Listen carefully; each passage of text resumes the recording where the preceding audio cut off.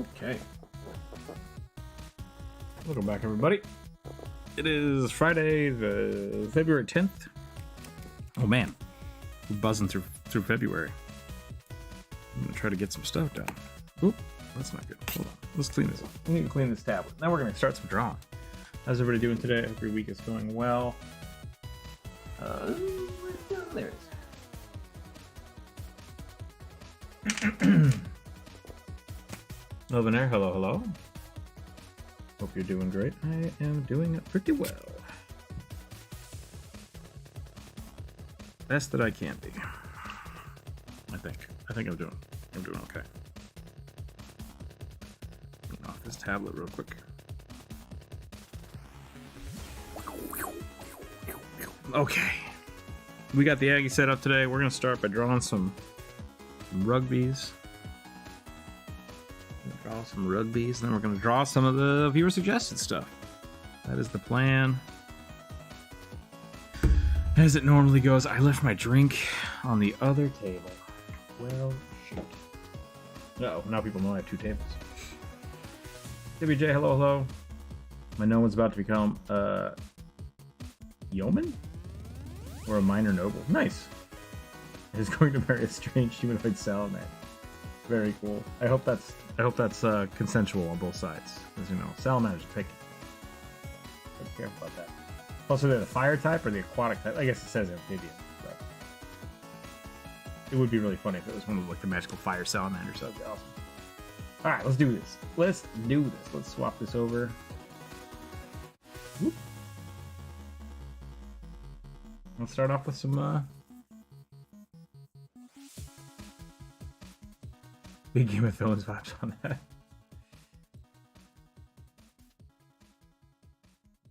Where did Discord go? There it is. Okay.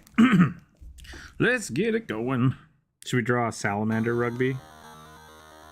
In response to your wedding. My gift to the happy couple is a salamander rugby.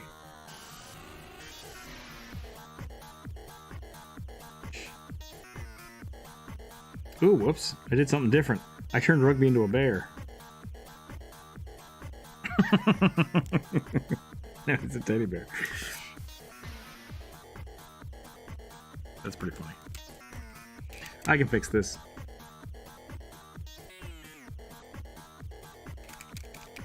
Problem solved.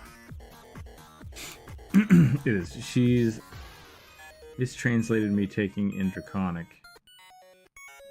Was trying to engage in trade. She thought it was a proposal. Nice. Nice. That's a pretty fun little twist. I like that. Good job on your DM.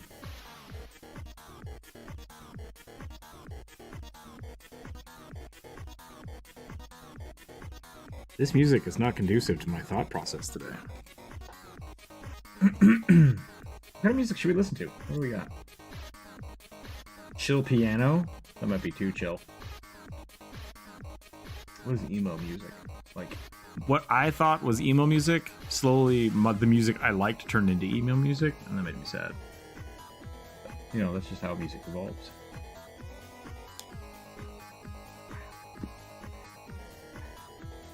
Hype bangers.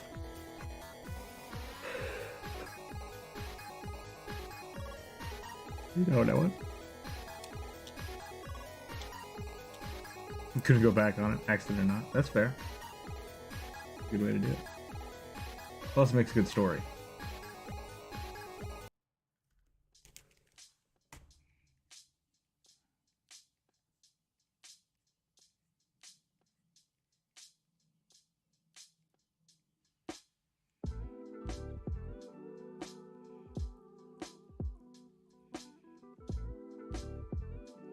Is there a surplus of people doing art and listening to lo-fi? Like, is that going to be a weird, cringe thing later, or is it still fine for me to do that? I'm sure everybody's doing it because lo-fi is great. But I could go back to the Will Savino stuff, where I just listened to like ambient D&D music. That was fun. I'm not sure how I'm going to turn this into a salamander, to be totally honest. I was thinking about maybe putting like a salamander hat on him. Big old googly eyes.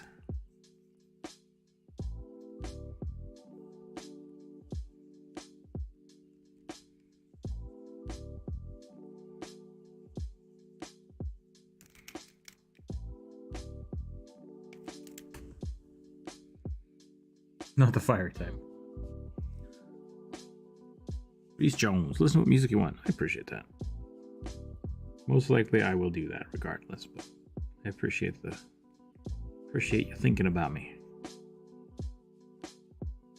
For those of you just jumping in, if you have not suggested a character for this week, I do have the community post saved out, so I can grab some off of there. But if you would like to suggest a character, please feel free to write it in the chat. 1 per week, 1 sentence. And we will try to get some drawn.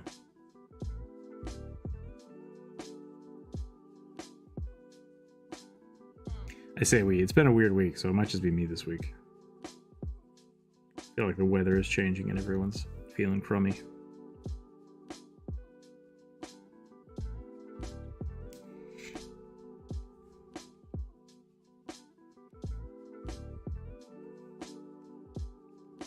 I don't think Rugby likes having a salamander on his head, is what I'm discovering. You think he would. You think Rugby would be really excited to have a salamander on his head. Maybe it's bigger than he thought it was going to be.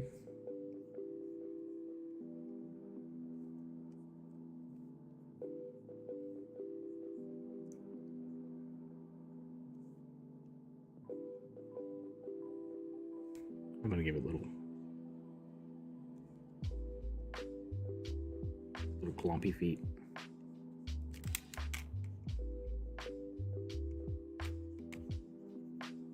Maybe he's scared of salamanders.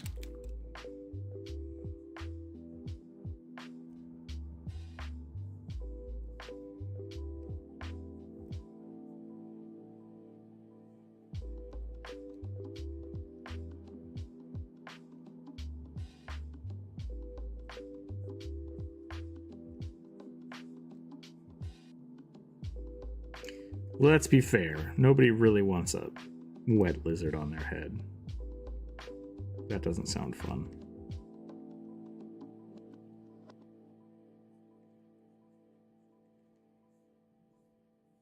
Salamanders have the weird tails, right? No, that's a gecko. I'm drawing a gecko. Dang it. What's a salamander tail look like? Just a regular lizard tail?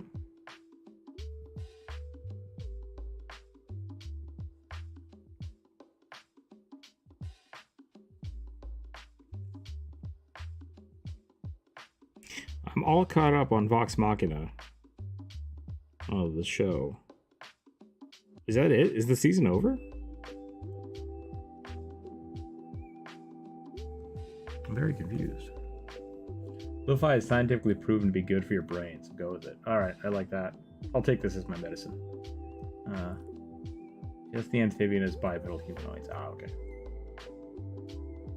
Or it could be a fire one. Gotta talk about the NPC, gotcha. Depending on the salamander, I think it's a funky oar tail like Spinosaurus.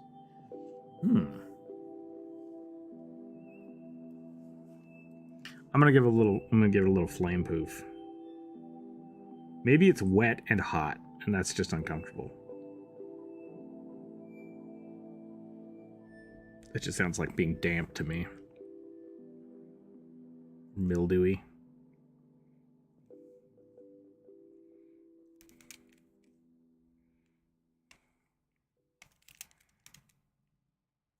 I think that's a pretty good rugby warm-up. Let's get some shading in here.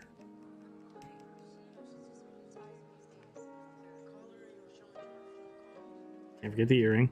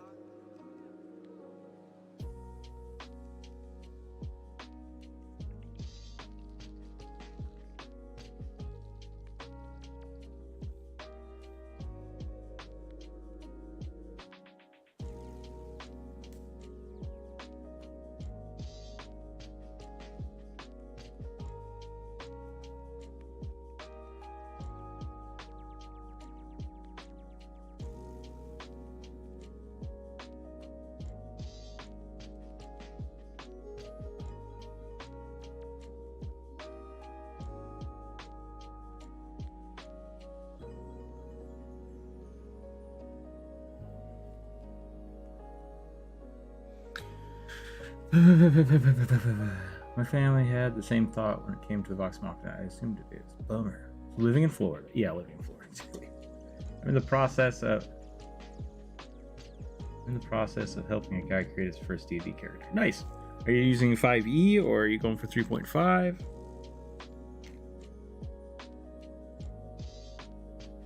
How's that going?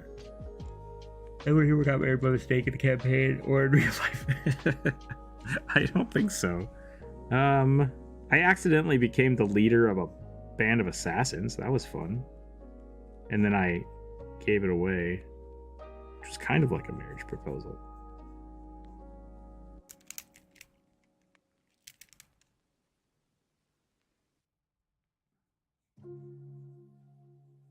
Goaded someone into fighting me and then let them kill me, and then they had to become the leader of the bandits.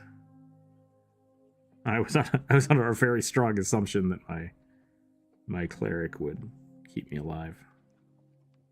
I guessed right.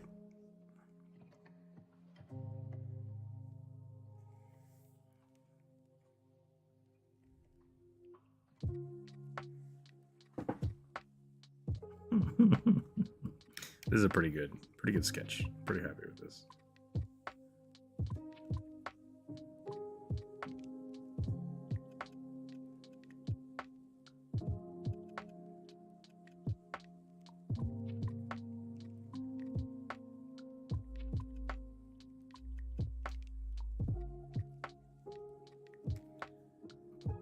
I haven't played D&D yet. Bummer.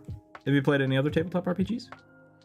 Currently using 5e, but I'm looking at Pathfinder. He's playing a gnome cleric, and I'm helping him pick his domain. Yay, nice. Pathfinder 2nd edition is a lot of fun. It is more complicated to set up the character. If you have something like Path Builder, it's way more helpful. And unlike D&D Beyond, which D&D Beyond is amazingly well put together for what it is. Like, once you have access to all the books, it's clean. It's clean and it's really, really well built. Path Builder's a little clunkier, but it's open sourced. So when you go to Path Builder, I think it's pathbuilder2e.com, you basically have access to all the books that because people from the community input them because they're all open sourced, which is really cool. So yeah. Can I add a character? Can I add a character? Yeah, Western Justice, you can put one on the list if you want. It's totally fine. As long as you haven't put one on the list earlier. The list has been up since Monday because we missed Wednesday's stream. Because I had to take Skip Cat to the vet. And so, yeah, he was not eating last night, which worried me, but he's now eating again today. And hopefully he will keep getting better. We'll find out. But yeah, so he's back. He's sleeping right now. Poor kitty cat. But we missed Wednesday's stream, so we're here today, and we'll see how it goes. Yeah. I got my fiefdom? Oh, simply because the local baron was trying to figure out how to pay the party off. 50 other 700 people rescued. That's pretty good. That's pretty good. So yeah, if you haven't added one yet, I can put it on the list. But I do have all of them from the Monday community post. Okay, I think that's a good rugby warm-up. I'm gonna go ahead and roll some dice. We're waiting on some test results for Skip Cat, and we have to go talk to them sometime. They might call today, so I might have to take a bounce out and deal with that for a little bit, but we'll try to get as many of the drawings done as we can today, because, like I said, Skip Cat's sleeping, so we can't really do anything else for him right now, so we'll keep on keeping on. But it's been a rough week. Everybody squish your pets for me. Just give them a good big old hug. I should say squeeze, not squish.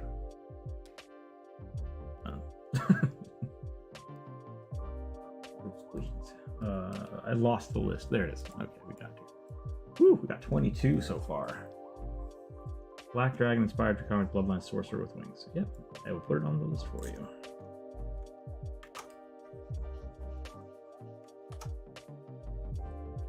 Dice Gods. A big burly barbarian warforged claw weapons. Animalistic design. Nightmare fuel is a plus. Interesting. Ooh. Elven hair. Go get them good kitties. When you can. Yeah. Go pet that good kitty. He is super grouchy right now because he had to go back to the vet this morning. We gave him a shot. He got a shot for his arthritis, and he last month when we gave it to him, he super perked up, but he does not like being in the car. So he's hiding right now, and he's just upset with me. So I will give him those pets when I get up to get a drink here in a bit.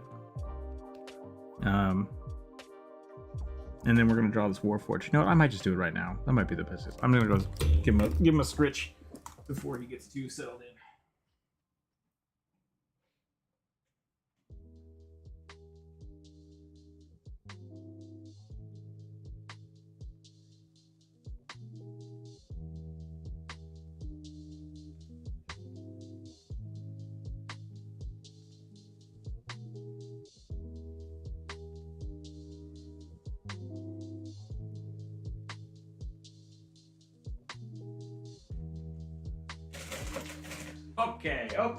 Okay. Here we go.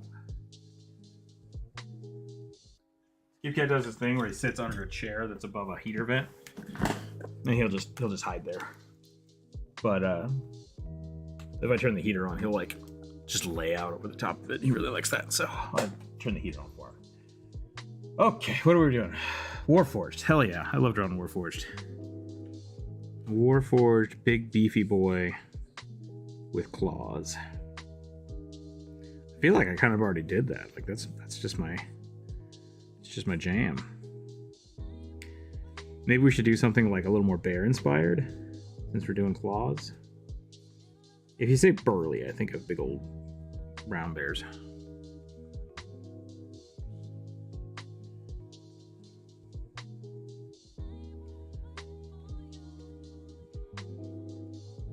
We'll do some like might look a little Evangelion, but we'll see what happens.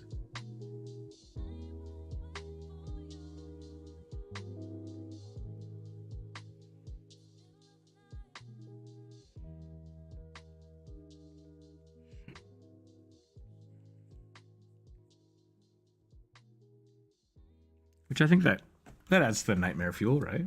Beef me claws. You did a bear last week, didn't you? I think so. I'll have to check. What are we doing to make up for Wednesday? Just kidding, you don't have to. I mean, I'm going to try to draw as many as I can today, but we'll see. I did start late again because of the vet, so if anything, we're going to go a little long today. Usually we go till about 2. We'll probably try to go till 3 or 4. Yeah, we'll just go from there. Really, today should be just a good day to hang out, chill, and recover from a weird week. I just realized Discord got closed. Let me open that back up. I'm hanging out on the Discord. If people want to come hang out there, or if they want to come draw with me on Aggie, they're very welcome to. Just follow the rules of the Discord. Be polite. Don't be inappropriate or weird. I say weird, but what I mean is, don't be. Rule 1 of the internet: don't be a dick. Don't draw a dick either. That's rule 2. Don't be a dick, don't draw dicks. You probably can't say that many times without YouTube being like, well, demonetize the hell out of this one.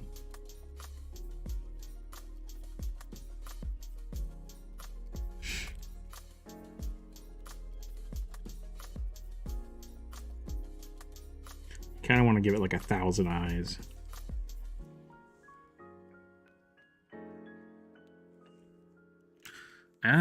Do I want to change the pose? I like this. But I'm not going to be able to show off the claws super much unless I do something like... Yeah, we can do something like this.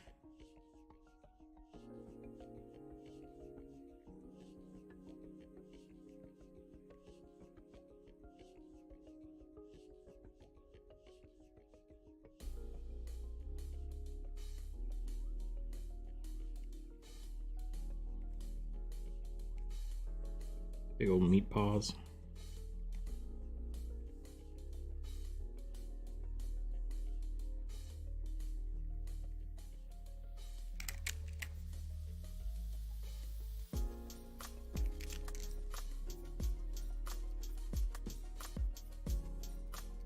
Yeah, I've been enjoying Vox Machina. It's surprised they ended it where they ended it.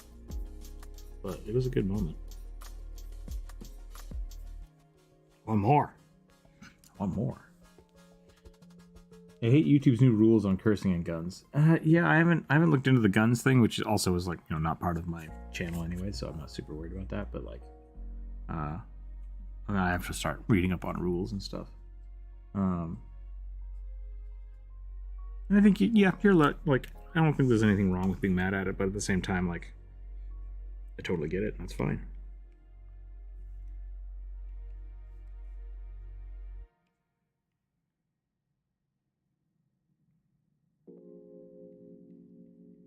I remember a while back when they did the first initial, like, hey, no cursing on YouTube thing, everybody got super weird. And then they had the whole, like, are you making content for kids? So people started just, like, super cussing.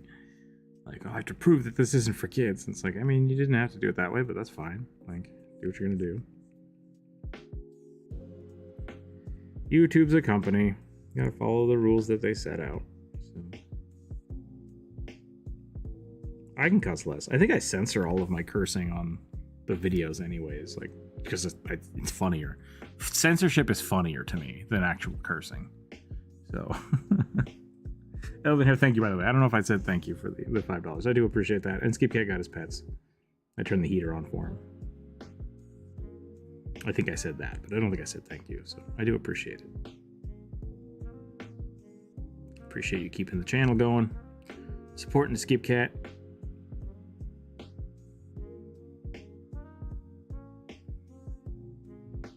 Old cats is expensive.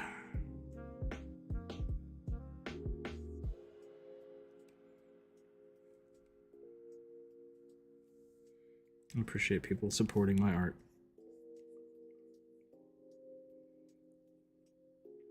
I want to make him more animalistic. How can I make him more animalistic? Should we just give him like a big crab claw? Could give him like maybe spines or something. That could be interesting. I like that idea. I always make my Warforged a little more sci-fi than the other D&D artists do. A little more cybernetic, a little more Evangelion. So if I want to go more animalistic, what can we do? Maybe like talons?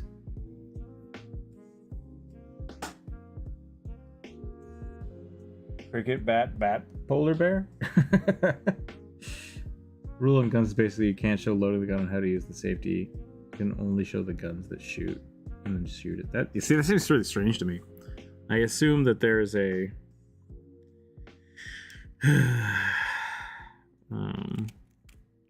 I'm going to assume that there's kind of a miscommunication on that. And YouTube is not great about clarification, so yeah.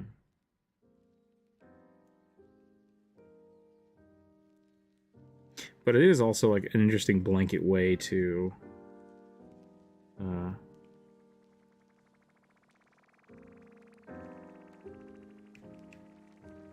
do I say this? Discourage people from making gun content, right? Like, that is a great way to target people that would abuse the system.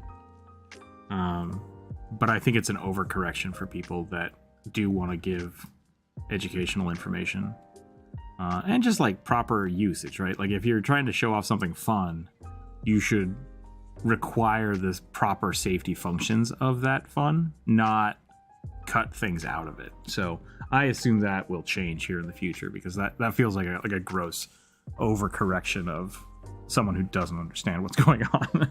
So we'll see what happens, but yeah. More animals. Everything is facial expressions. Uh-oh. Uh-oh. I did it wrong already then, because my robot ain't got no face. Maybe we give him like a hawk helmet? How can I make him look more like a bear? Do we want him to look more like a bear? I really like the idea of the spines. Maybe we give him feathers, though. Holy shit. Yeah. Okay, do the hawk. Do the hawk helmet. I'm going to leave the teeth because I think that's funny that he has both. We're going to give him a hawk beak.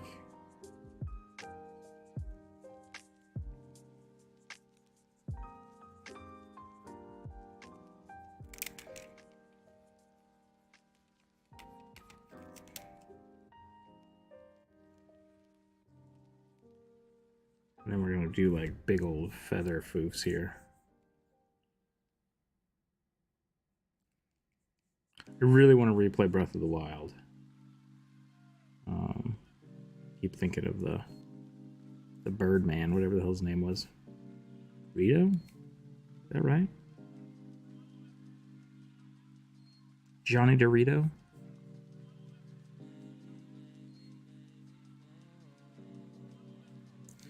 Maybe we'll do like a big metal kind of like bird claw talon.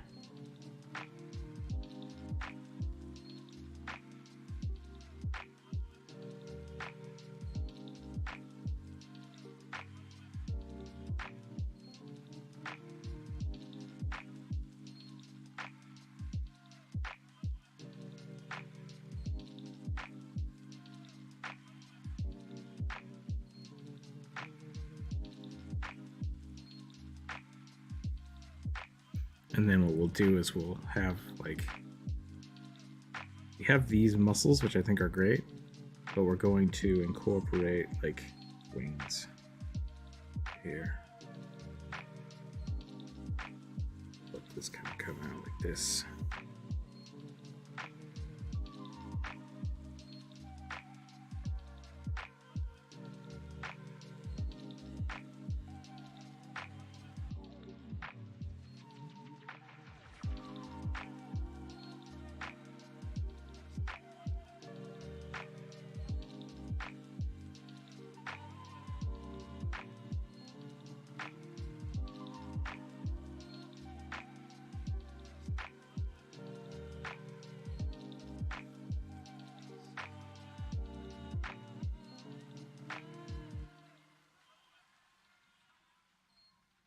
Hawkman!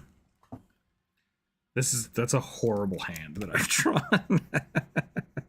I really like the fingers, but I think the hand itself is just kind of weird. I think we should do something that's more like this. Get the hand like up here. This is gonna be a big hand, but I think that's fine too. Give the big old claws on the back.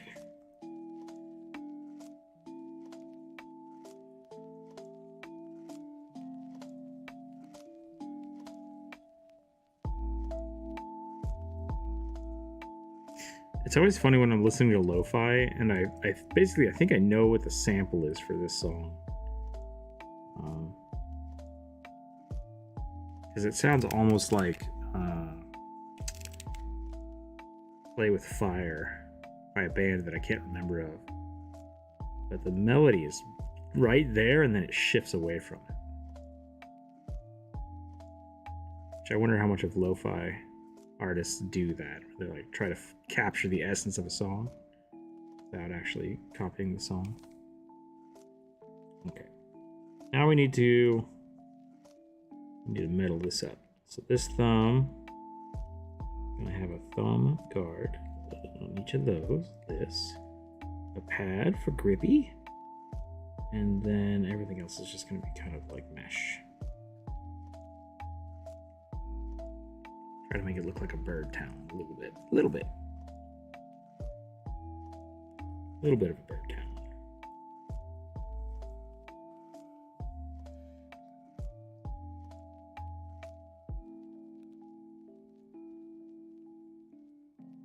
I am now realizing that if he was a big beefy boy, he probably wouldn't be able to fly as well as like a lithe boy, but you know what? That's fine. He's a robot. He can have big old bird wings. I'm not going to tell him no. Are you going to tell him no? I think so. Super Saiyan Warforged Hawk Bear Crab. That sounds pretty good. Crab legs? Yeah, he's just got crab legs down here. I do love drawing muscles. Drawing muscles is really fun. Jade Silver? Soul over? The hand was good though. I would struggle for hours just to trap that in. Yeah, it's hard.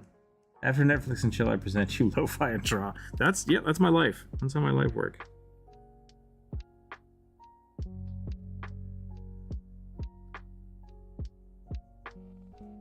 That's why we call it the Discord and draw. Just hang out in Discord. Draw some sexy bird boys.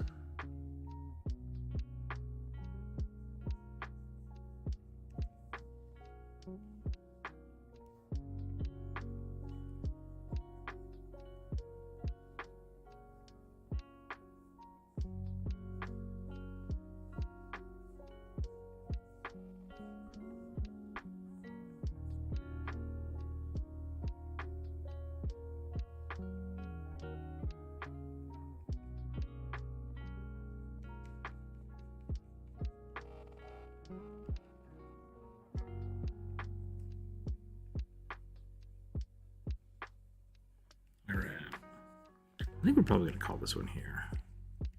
Could add a whole bunch of more stuff, but that's pretty good. I'm pretty happy with it for a little sketch. And I want to try to get through a whole bunch of these today, so it might be a little less at the detail side. I say as I spent 40 minutes on this. Okay, let's move on to the next one. I guess we do the rugby too, so there's more of it. He glides. Yeah, he glides, definitely. When I see your OC, I see a chocobo. Yeah. I draw chocobo is good. Chocobo is good. I'm fine with that. Thick, chunky boys. I do. They're both great. Like all chocobos are relevant. I like them both. Okay, let's go to the next one. What's on our list? Here we go. Rolling the dice. I rolled an 11. Human inventor with a power suit wrestling archetype.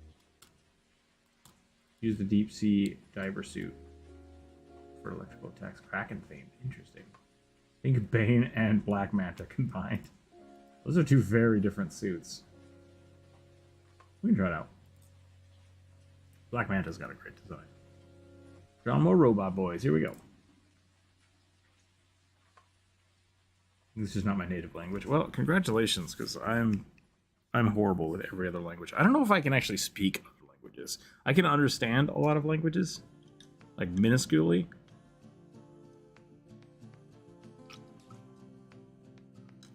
But I'm not fluent in any other language, I don't think. Okay. There's something interesting about the deep dive helmet that a lot of people want to use. Like the deep sea helmets, I think people think like, oh, that's kind of like older, so I'll use that for my design, but like, I don't think they're that old, relatively speaking. When did the first dive helmet, like the Bell dive helmet, come into existence? Because like, there's a lot of machining that has to go into place to make that happen. And machining is kind of the stopgap for high-end technologies.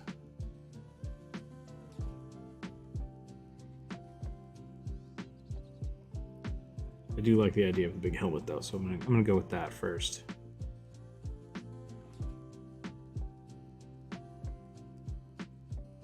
Maybe we'll do a little Hellboy action.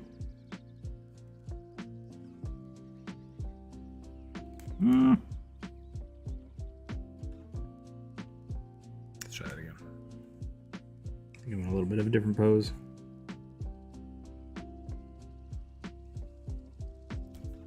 What prompt are you using? So we ask the community for their character suggestions, and I have a big old list set up from the community posts. So if you're not following the channel, every Monday I post a new prompt and people can suggest their characters there. If you'd like to suggest a character now, you can, and I will add it to the list. Yeah. That's the prompts we're using. So these are viewer suggested characters.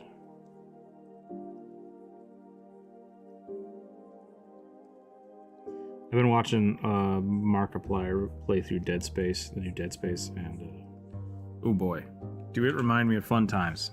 It was a really good game. But that's the kind of vibe I'm getting, like armored heavy suit. That's what I want. I want the big old, just chunky pauldrons, like maybe a big heavy chest piece. I'd even do something more. They said deep dive helmet, which makes me think of the big round, but like I kind of want to do Dead Spacey, very blocky. Let's see what happens. We'll still give it a big old globe, I think. Nah. Let's do fishbowl. Let's go fishbowl. Let's see how that looks. Here's are the prompts, exactly. Deep dive helmets were invented somewhere between 1820 and 1835. Okay. So we have 200 years. I think most of the other stuff, I mean, like, depending on what you want to go with.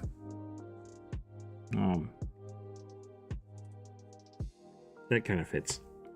That kind of fits for the advanced electrical technologies, so.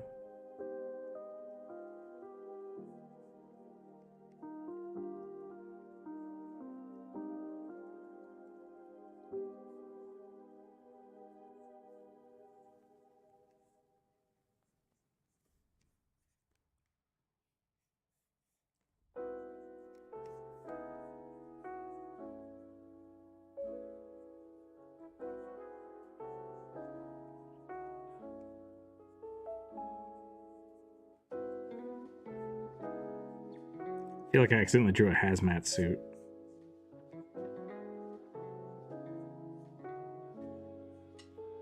Maybe if I put like little side globes on.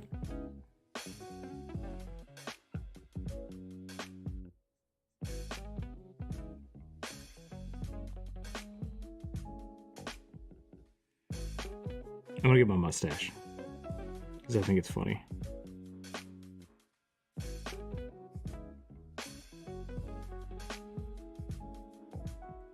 Jamie Heineman,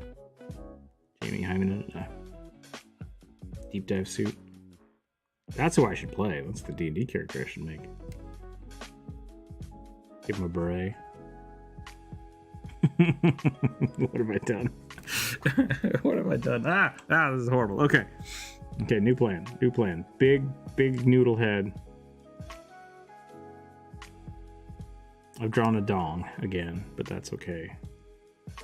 You know, that's how art goes.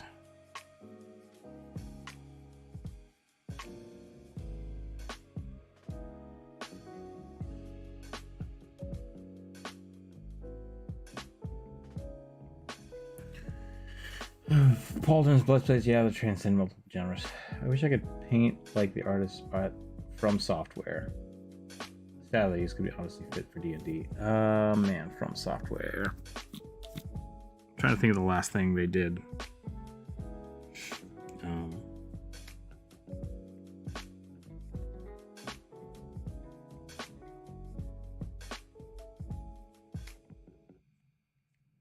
A lot of the industry guys have like 2 or 3 styles. I feel like that are very prevalent. Most of it's just painterly renderings. It's really what you want to look at learning how to do, I think. And then you just have to find the style you want to do, and you can definitely learn it.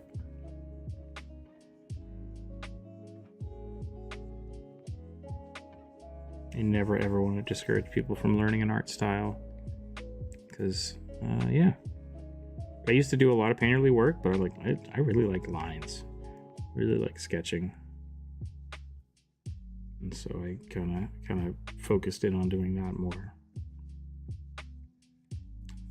Not that I was like a master renderer or anything by any means. But finding what you enjoy drawing can be way different than what you like to look at, right? They're very different. The Souls games, okay. Elden Ring. Yeah, a lot of that is very loose. It's loose painting. So if you want to do, it's digital painting, and they do a really, really good job. But they have a very loose style. Like the closer you get to the pictures, the less detail there is in them, that you realize it's a lot of just value and contrast.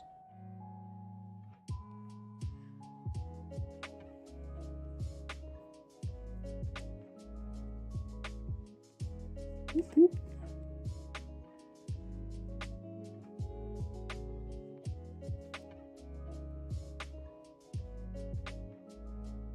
I feel like I struggle with this every time I try to draw a deep dive helmet.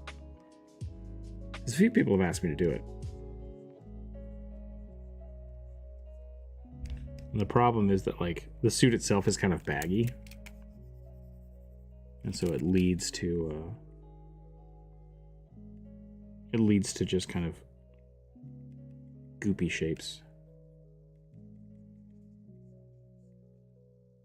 Which I very much like drawing, like musculature and body form. Which just is not the same.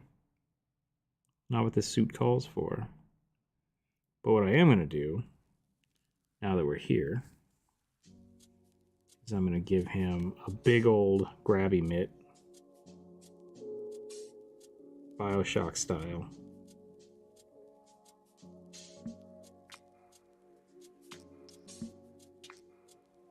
And we're going to juice it up.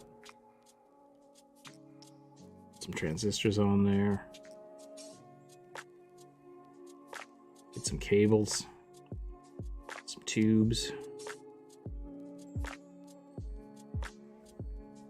I slightly hate this. I slightly hate this a little bit.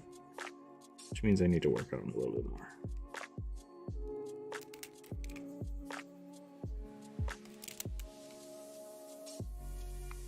Head, body, shoulder. Yep.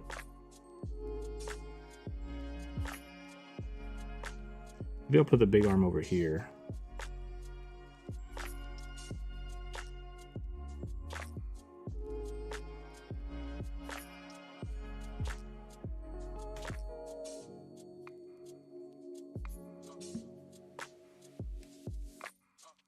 It said Leviathan theme, so I think we're going to give it some weird big old tentacles and stuff.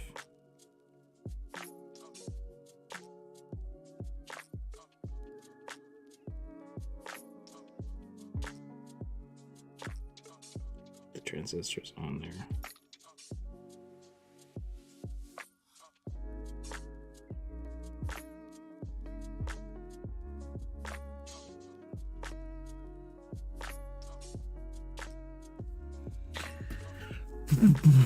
Is it okay if we, by we, I mean me, can suggest design elements, or do you not like that? You can suggest them, like you can say different things. I just don't think that I will take them all the time. There's a lot of people who just keep suggesting things over and over. It's like, listen, I just don't want to do that. So, what program am I using for drawing? I'm using Aggie.io. It's an online browser-based drawing thing, so people can draw together. If you'd like to jump in, you're very welcome to. Just ask that you follow the rules of the Discord and follow the rules of the internet. Know that you'd be on YouTube and that I have the right to just eject you from the thing if you act up. We've not had a problem with it thus far, but you know.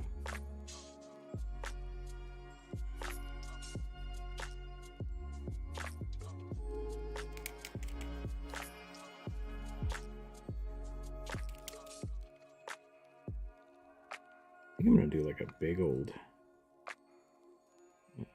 belt.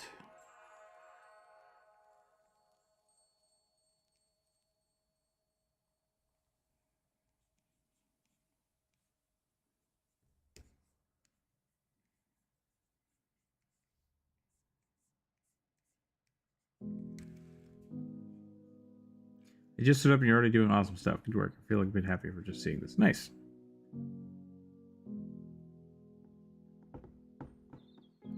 Now that I think of it, Isaac Clarke is just an artificer. Yeah, I was looking that up.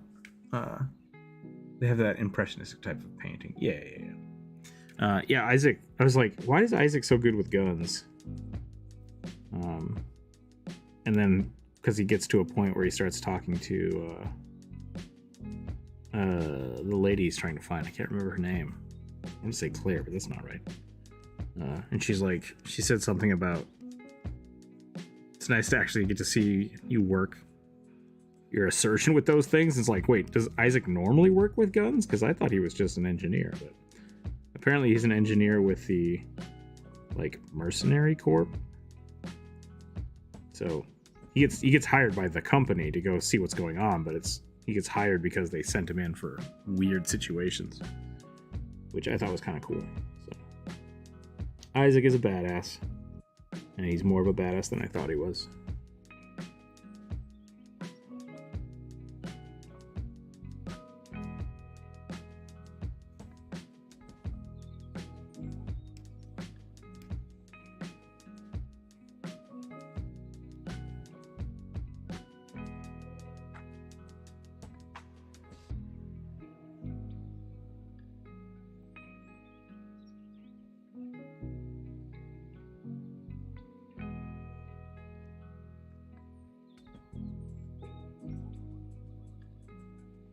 Nicole?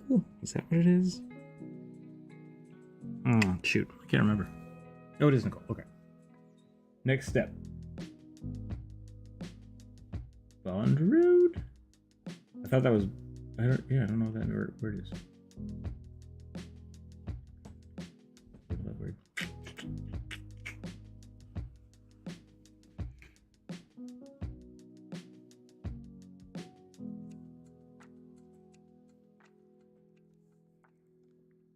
What was the other part of this prompt? I can't remember. I think they said like electrical weapons. I kind of want to give him like a big old electrified harpoon gun. I think that would be kind of interesting. But maybe I do just want to go with what I was going for originally, which is like a big old shocky 2000 Leagues Under the Sea taser mitt.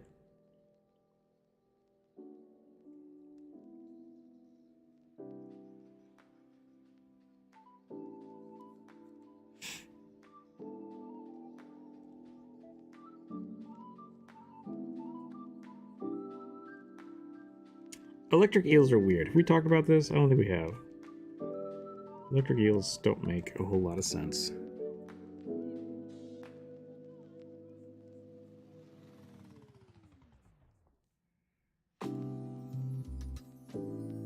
Biological capacitor fish. Nobody wants that. Nobody asked for that.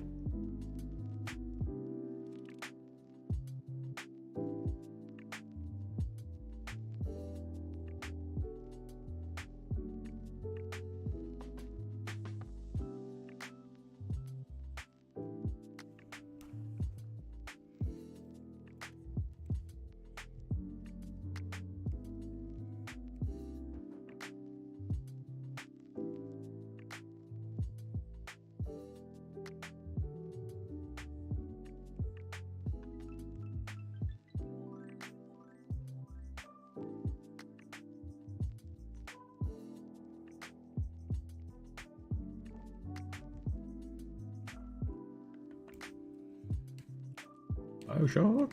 Oh, gotcha. Thought you were gonna go for the astronaut on the puffy type suit. I was thinking about it. Like the original diving suits were really just like they weren't really designed well, but they didn't have to go that deep. And so like the newer ones have a lot more hard structure banding on them so they can withstand pressures differently. But at the end of the day, they are just big balloons. Same thing with the spacesuits. A lot of the big spacesuits, especially for EVA, are essentially just tiny spaceships. Tiny people. Well, I guess they're big. They're big suits, but they're tiny spaceships. That's the only way I know how to describe it. I don't know how else to say it.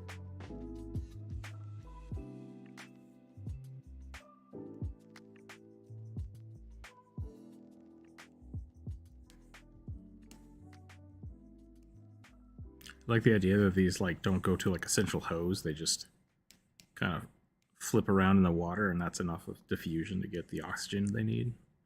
Because magic, why not?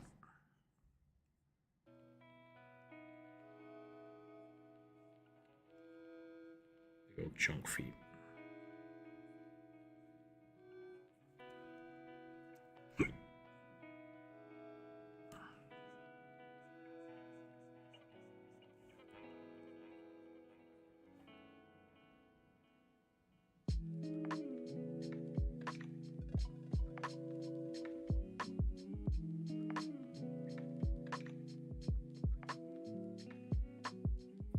Happy Friday.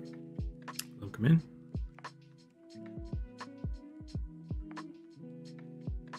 So how did the Skit Cat do? He's going. I gave a little bit of an update earlier, but he didn't want to eat last night, which worried me, but he's eating again this morning and got his arthritis shot, so hopefully that will perk him up a little bit. But I'm still worried about him. Just gotta wait. Gotta wait and hear back from the doctors. Yeah.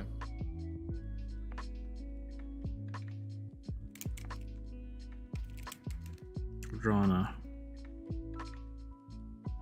Bioshock Artificer Dead Space character.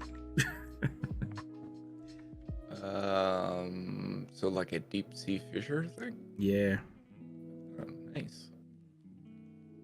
We It's kind don't of a cool see idea. enough. I don't see that that style very much anymore.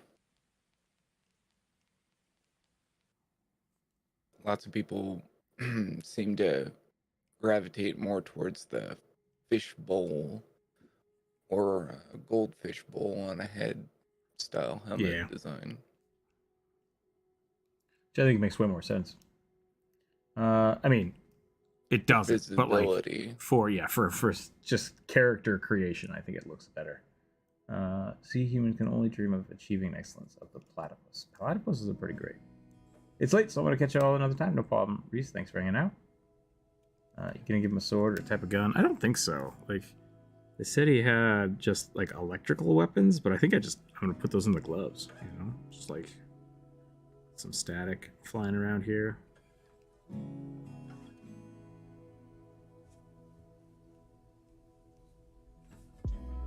Just electro punch gauntlets. That's what I want.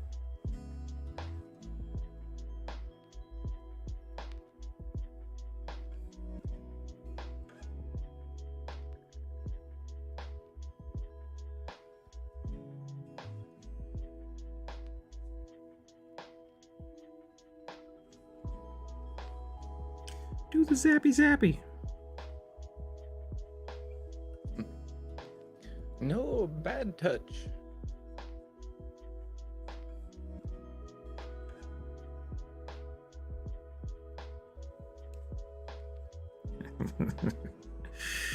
I love it when people like can't remember what harm touch is. So they're like, I'm gonna do the healing thing, but you know, the bad touch. Yeah. I do like the lay on hands. They're really for the anti-paladin. You can do it to cause harm. Oh yeah, yeah. And I like that because it goes along a lot better with the old way that like cure wounds and inflict harm was. Because you used to have to pick. You used to have to pick between being able to do one or the other. Now there's a lot more flexibility in it, but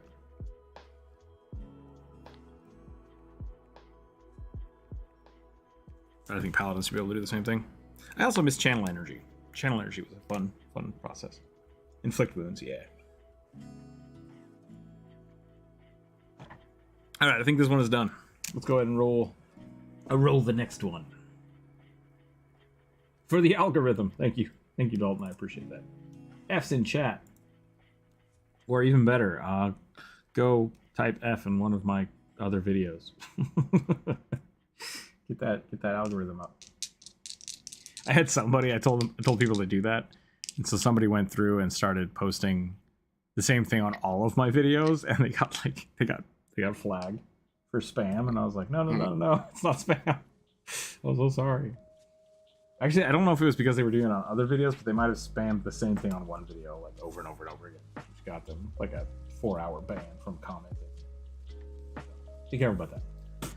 All right, rolled a 19. Blue Kobold Sorcerer. All right, that's easy enough. Blue Kobold Sorcerer. What does a blue dragon look like? Fins? Do they have fins on their head? Yeah, usually more watery style. All right.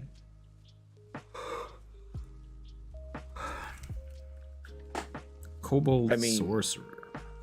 If you're taking the Asian inspiration. Well, I mean, what are the other inspirations? About European. Well, I'm not sure about European. I didn't think European dragons really had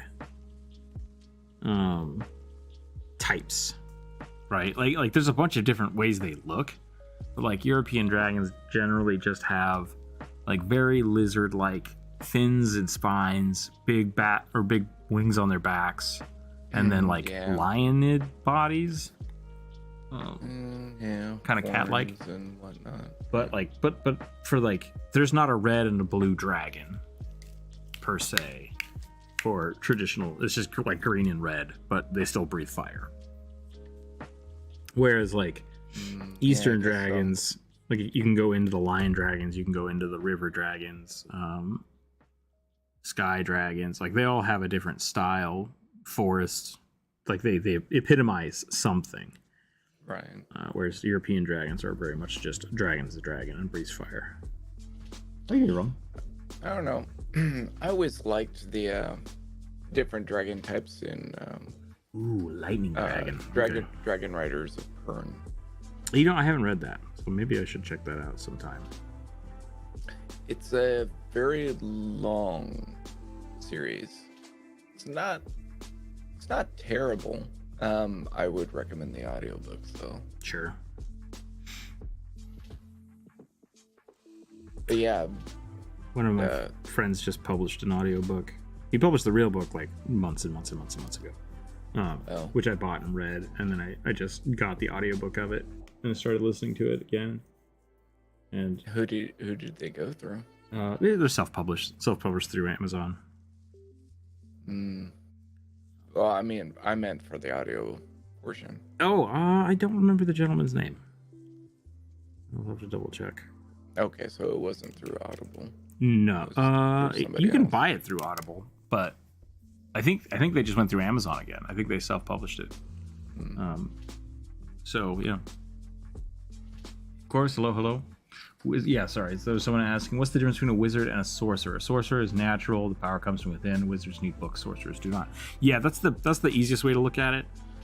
Sorcerers have a bloodline power, which is essentially they've gained magic through their lineage. Like they were born with the ability to do these things, or they gained it. So, whereas a wizard can have a bloodline power, but it's mostly wizards have their magic comes from study and use of magical items. So I honestly feel like sorcerer should be a heritage or a feat versus a class, because even if you're just a sorcerer, I think the only argument I could make against it is like as you level up your class, you're getting better with those lineaged powers, but like, I don't know. Then you're basically just specializing in flexing a muscle, which at that point makes you a fighter, but you have magic powers. So I really wish sorcerer was just like something you could add on to classes, because if you were a wizard that was half dragon, like you had dragon blood, that's awesome. If you were a barbarian that had dragon blood, that's awesome. So sorcerer is great for multi-classing, but I really do think it could be a really cool template to apply to something as well. If dragons were wild, sorcerers are X-Men mutants. That's a good way to look at it. Speaking of Eastern dragons, do you think they will bring back the adventure in Kurotour, China, Japan, or Forgotten Realms? They probably won't. I'd like them to. Yeah, I don't know. That's legend. Thanks, legend. Yeah. I have no idea. Clerics need gods and warlocks need powerful beings. Yeah, clerics and warlocks are essentially the same. Mechanically, I feel like they should be there mechanically. But I feel not only mechanically, but what's the thing that the difference between a warlock and a cleric is, or a warlock and a paladin is, one has a sugar daddy and the other one has a shoot, I can't remember. It's a funny little comic. But yeah, I don't remember the exact quote, but yeah. they're very similar. They're very, very similar. I would say that they're almost exactly the same, other than one tends towards one side of the equation and the other tends towards the other side. Jay, thanks for hanging in. I think you're saying goodbye, but if not, welcome in. Yeah. They tend to be a little different in that I really like the way Pathfinder 2nd Edition has renamed the Paladin to a champion, because that feels very astute. And they basically don't have Warlock anymore, because a champion that's all it is. Like, if you worship a deity and that deity has chosen you to be their champion, you're a paladin. If you've entered into a pact, you become the champion of that person and you do what they say, that's a warlock. If you don't choose to be a paladin, but you're like fighting for an edict, like you have a set calling, you're the champion of the people, right? And that's where you draw your power from. So all of those things make sense in my head, and I'm really happy with it. Clerics, on the other hand, I think are essentially supposed to be more like divine wizards. You know, their devotion is how they learned things versus going to school. But right, I'm gonna give this kobold 3 eyeballs. I feel like a lightning dragon could have 3 eyeballs, and that would be great.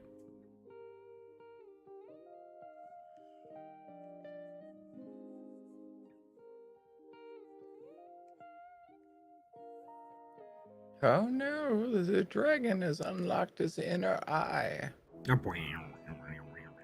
I've been following a new guy on Instagram who does a whole bunch of just portraits. That's all he does, but a lot of his portraits have a third eye. I'm like slowly falling in love with it. So we'll see what happens.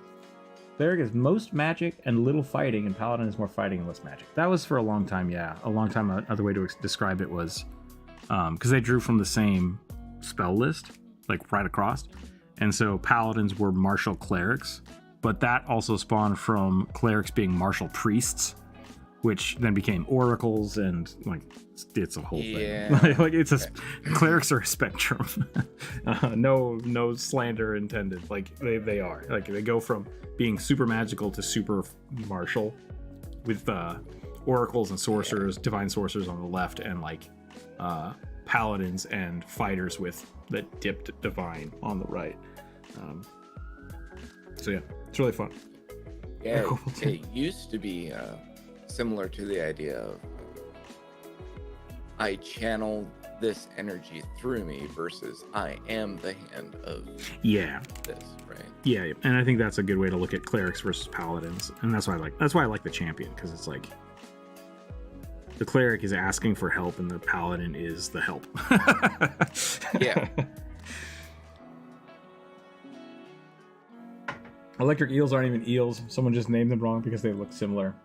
They're just catfish that have a capacitor catfish.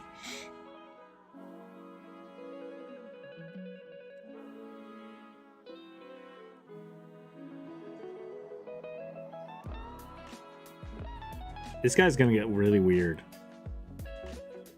That's all I can say. He's just gonna be real weird. It's like an oxalotl kobold.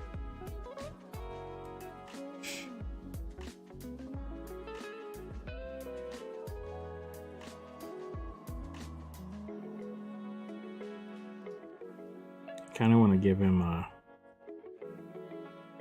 like robes. Let's do that.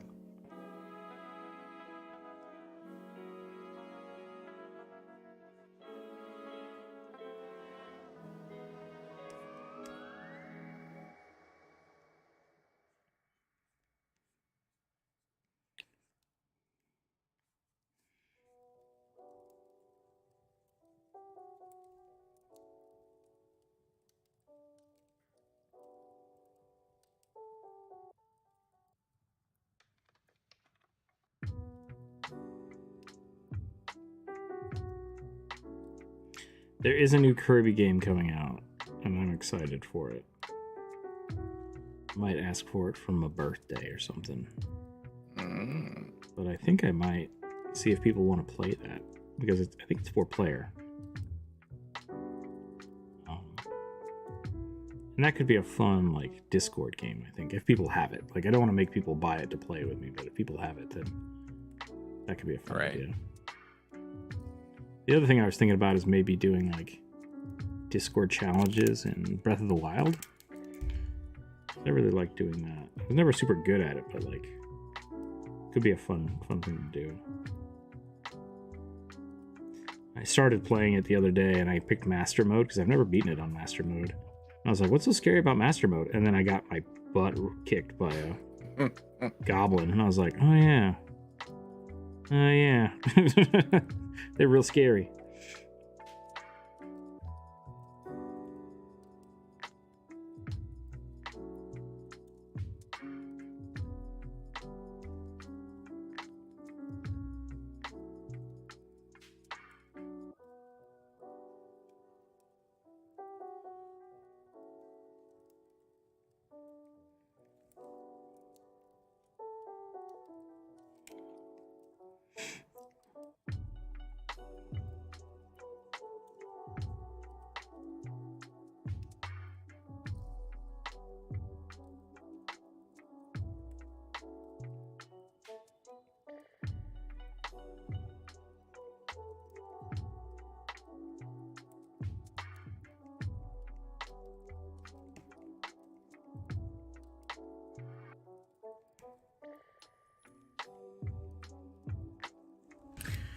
I love Cobalt. It's my favorite race to play. I've never played it. I've never played it. Breath of the Wild or Kirby? How do you decide when to play D&D or Pathfinder, or you just stick to one? I play a lot of both, actually. Generally what I do is if someone is learning, like they've never played a tabletop RPG first, I will teach them 5th edition, because 5th edition is amazingly streamlined and easy to pick up and go. And then when you guys want more complexity, like I wish my character could do X, Y, and Z, Pathfinder probably already does that. Like that's what I always run into is my friends like, oh, I want to do something like this. I'm like, that's Pathfinder. Pathfinder consolidates that. Or it was stupid that my shield can't block damage. Like, that's Pathfinder. Pathfinder does that. So generally, what I've done in the past is I've let people play like level 1 Pathfinder characters and they get a little overwhelmed. And it's like, let's do 5e. It's way simpler. Let them run from like 1 to 5, and then I usually jump back to Pathfinder. And I've had a lot of success doing that. But there's also a lot of people I know that when I started them on 5th edition, they struggle a little bit with it because they're just not used to tabletop RPGs. And so I don't offer them Pathfinder, right? It's just like, if they're happy with where 5e is, you're good, and just stay there because it's clean and it's simple and it's fine. And it's great for RP. Pathfinder's a lot more math, a lot more fiddling. And for people that are like veteran RPG players, even if it's on the computer, Pathfinder's probably going to be more up their speed. 8,000 channels and still nothing on. Oh no. That's no good. I've never really played Pathfinder. Yeah, it's essentially 3rd at 3.5. 3.5 with a lot of cleanup. Like they did a lot of rebalancing and stuff because it is 3.5 compatible.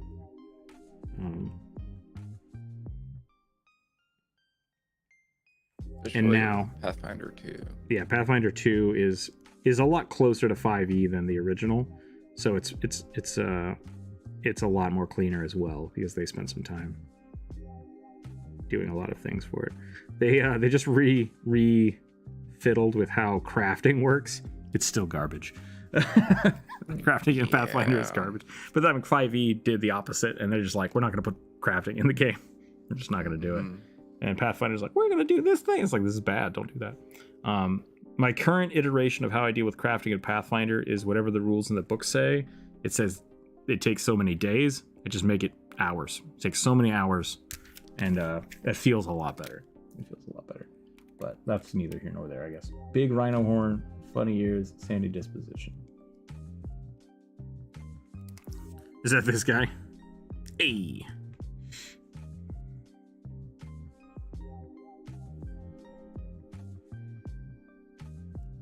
You want to give him little like tattoos all the way down his neck.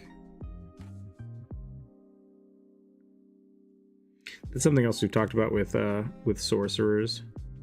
Is like you just have to show off their bloodline. And most of the time I just cop out and just do tattoos. Which works. It works really well.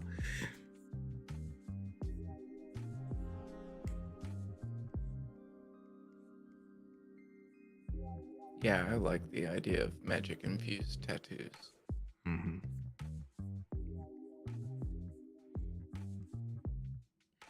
Pathfinder had an interesting system for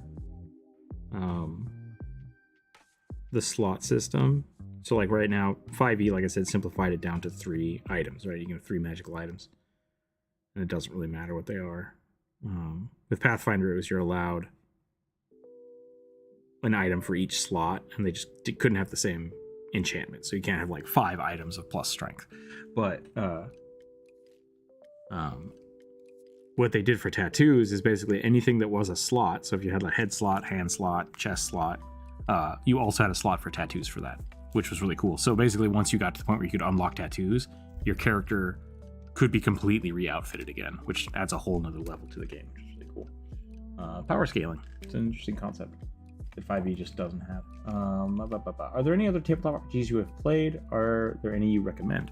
I've done 4th edition. I mean, I've played all the editions of D&D. And 5th edition is probably like I would recommend the most because, like I said, it's simple. What are some of the other ones I've played? Starfinder is a lot of fun. I have wanted to try Cyberpunk, but I haven't gotten into it yet.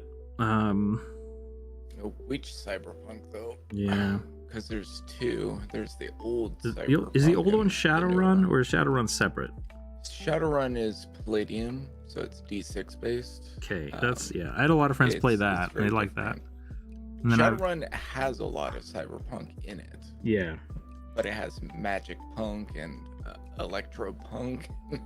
I mean, basically, is every kind of deviant you can think of. but Shadowpunk isn't cyberpunk. Shadowrun is not cyberpunk Okay. itself, no. I guess like There's licensed cyberpunk. Yeah, there's Cyberpunk Red and there's Cyberpunk 2020. Okay. And What was the other one? Shadowrun and Savage World. I've had a lot of friends play Savage World and really enjoy it. yeah, White Wolf made another one too. What was it? Vampire the Masquerade is supposed to be really, really solid.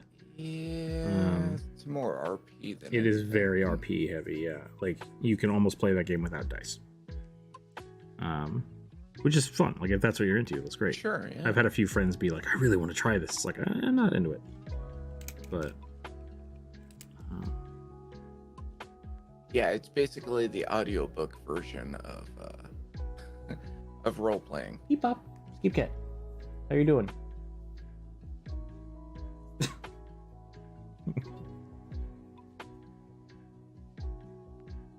He just walked in the room, looked at me, and walked out.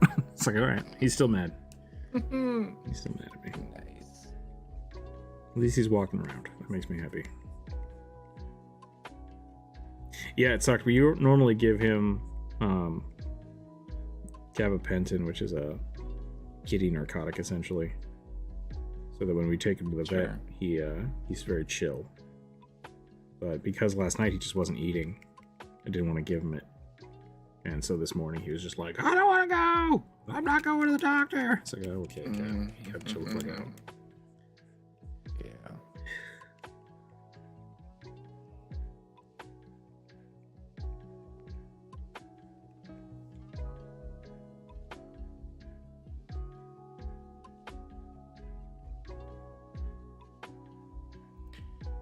Have you ever used Kobold Press? I mean, have I used Kobold Press? Yeah, I think I have some stuff published in Kobold Press, to be totally honest, like artwork wise. But no, they have. Maybe I don't. I don't know. There's a lot of third-party stuff out there. I'm not sure what people are publishing under anymore. In the world where all sorcerers are born with a tattoo that they can't remove or cover up. That's kind of my feeling with it. It doesn't have to be a tattoo, but like somehow you should be marked if you're a sorcerer. Whether that's like, oh, your hair is on fire all the time, or you just have like a weird tattoo. I think that's important. I always find it weird in D&D that sorcerers are hated just for being sorcerers when wizards are accepted. Almost tiefling sorcerers would be so hated it would be violent on the site. That is lazy writing, is what that is. And I think part of that comes from, once again, tieflings are planar outsiders, like outsider touched scions. And so all of the stories that were written for them, these tieflings came from a place where people knew they were from a demonic realm, right? Like, it's weird to see one. Versus, well, like, Critical Role, their universe, there's tieflings everywhere. Like, everyone is fine with tieflings. No one cares. So I think it can be... I don't follow the rules of the book that closely, especially the old stuff, because a lot of it was very much written specifically for one type of story. Yeah. And so, like with sorcerers, if you're looking at the world from a standpoint of where most people are farmers and like magic is rare, then yeah, being born a sorcerer is probably kind of creepy. Just like being born a genasi would be weird, because like, oh, why is your child on fire? Why is your child made out of rocks? I could see like uneducated people being upset about that. But at the same time, if that's the way your world is, it's just because that's how you decided to write it and you didn't want to put any complexity into it. So I'm a big fan of people being really weirded out by wizards, especially like if it's a small town and like someone comes into town, they have all these magical items. It's just like, I don't trust you. So yeah, it really should be written differently, and I'm not a big fan of. My guards are always suspicious of people coming into town, especially adventurers, because they look weird. And it's just like, don't cause any trouble, you know? And then they usually steal something, because my players are psychopaths. Many of them are, Yeah. Perfect time to join the Why Is Your Child on Fire? Yeah.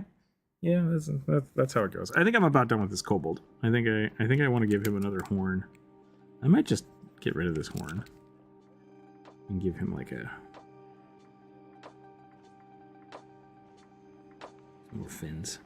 some more fins and some more squiggles. I think I saw some more chats that I missed, and I might have to go back and read those. Hold on a second. But I think I'm about done with this one, so I think we can move on to the next. The next drawing.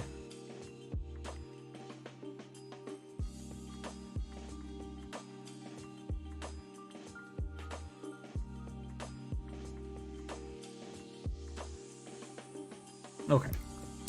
What character have I missed so far? We drew a deep sea diver, a rugby, kobold, and a bird warforge.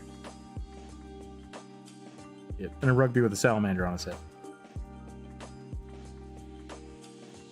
That's where we're at. Let's do it. The demon of a sin and of sloth. Wait, what? The demon of sin sloth. Thinking of it as the patron for a warlock. Okay. So, the demon of the sin of sloth. Okay, it's not a sloth that is a demon, but it could be. Demon of the sloth. Should I make it a sloth? I kind of want to make it a sloth. I mean, do I just get to go draw a full-on demon right now? That sounds kind of awesome. I feel like we should start with the sloth body. Just really long and noodle. I don't know what sloths look like. I just realized this. I've just drawn a very lanky. I've just drawn a very long otter.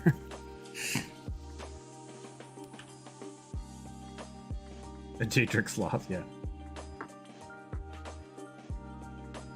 Kind of want to do something.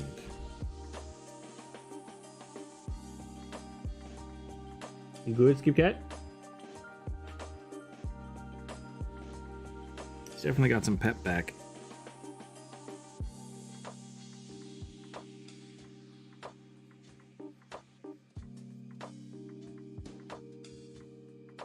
This might get a little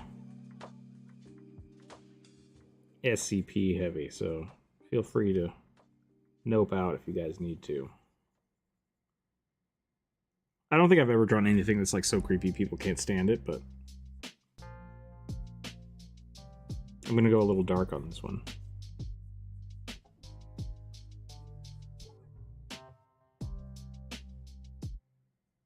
What kind of teeth do sloth have?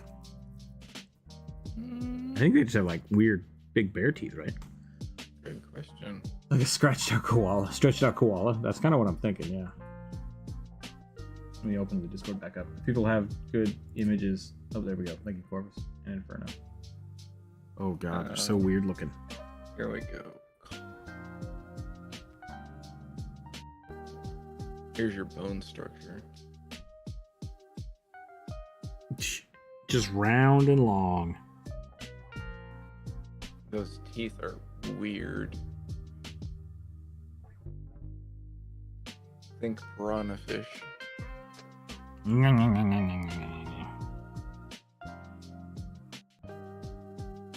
Which I guess kind of makes sense.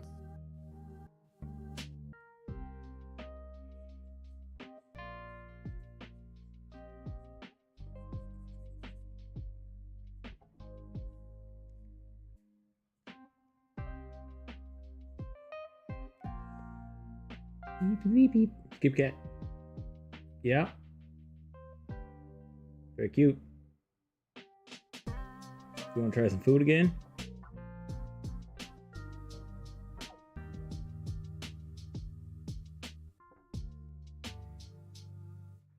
Pixel is eating all the food because Skip Cat won't eat it. So Pixel's just like, yep, more for me. And I'm afraid he's going to get super chunky again. That is unfortunate. I want to make sure if I can feed Skip Cat that only he gets to eat.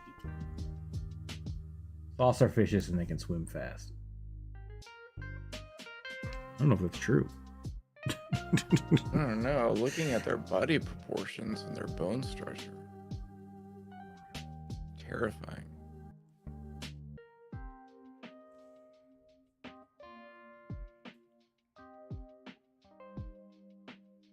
Would it be creepier to not have the bottom jaw, or do I need the bottom jaw? What do you guys think? Okay, the bottom jaw definitely makes a difference. I mean, the mouths are so small anyway. Yeah.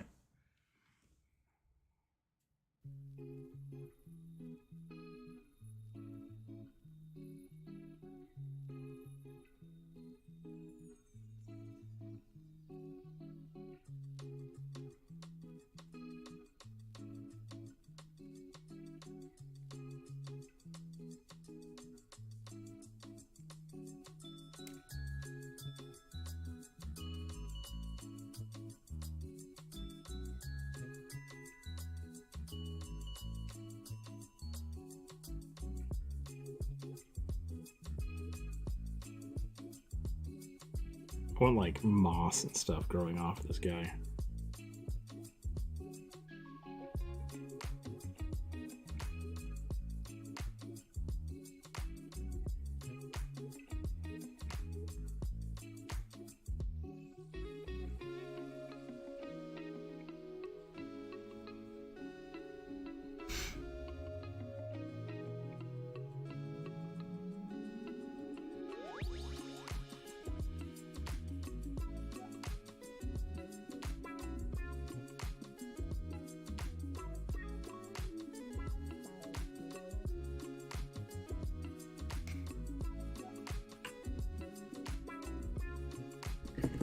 Is Tin Can Armored Werebear Raccoon still in the drawing pool? I don't know. When was that suggested? Did it get put on the viewer suggestion this week?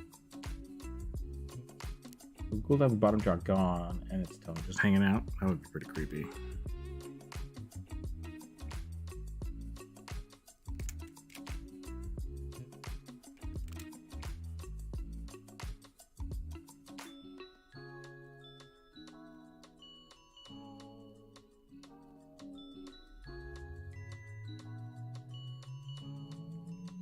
Should we try that? I'm getting too much detail in here. I really wanted it to just be like a weird, like round face. Maybe I'll try something different.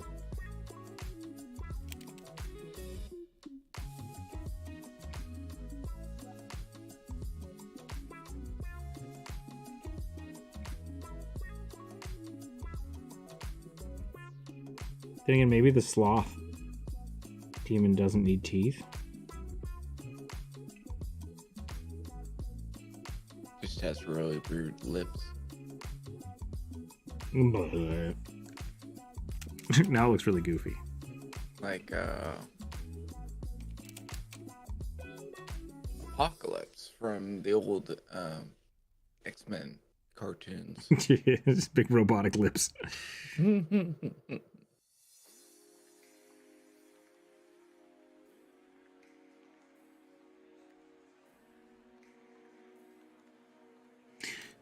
Wasn't there like a saber-toothed sloth for a while? Is that a thing that I made up? I don't know. Maybe.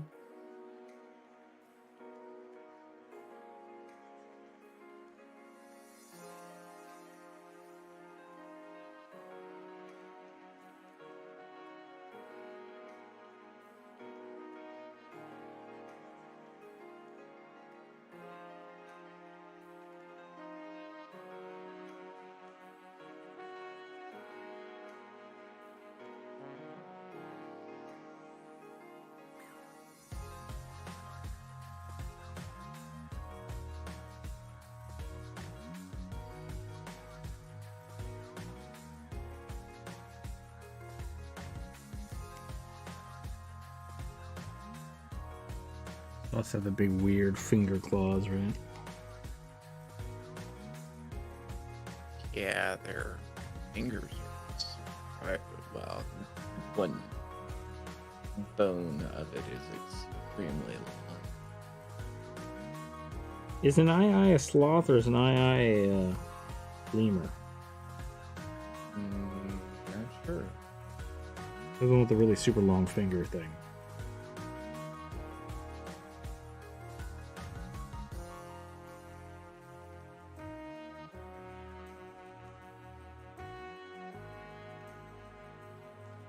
It's a lemur. Okay. Too lazy to eat yet. Are those eyes or nostrils? That's a great question.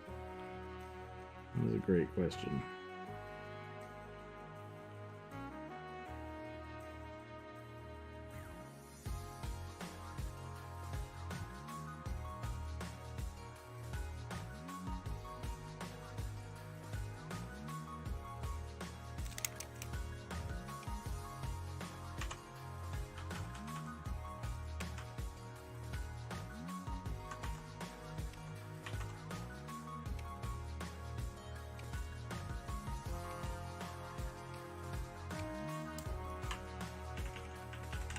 Okay. Now we're gonna have some fun.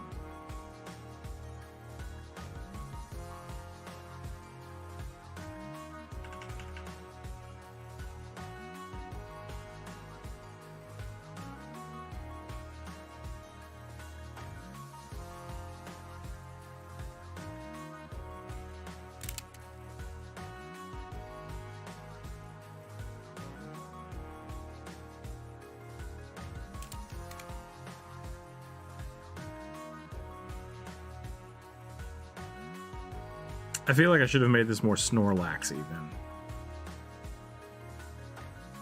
Because this thing looks terrifying. I mean, you did say you were going to make it more on that side, so. Okay, new idea. I am okay with it. I have a new idea.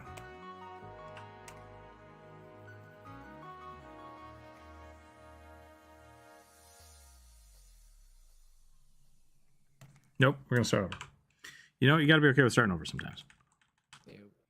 We're gonna go with the same concept of just the big white demon mask.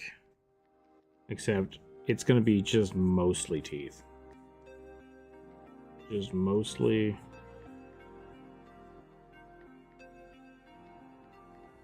giant. Like, what if a Snorlax only had 5 teeth? Those giant, unnecessarily weird people teeth.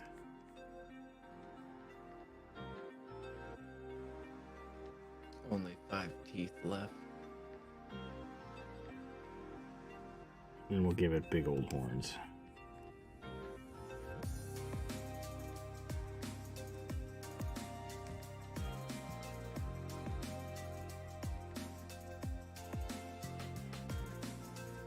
Nope, that was stupid. Stupid, and I hate it.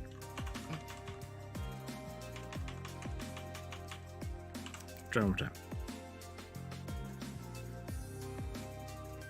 It's these weird ones that always get me.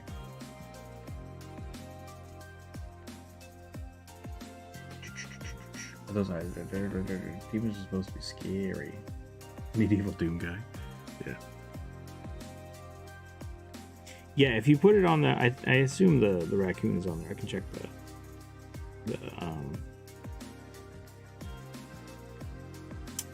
the list here in a minute, but I'm pretty sure it's on there.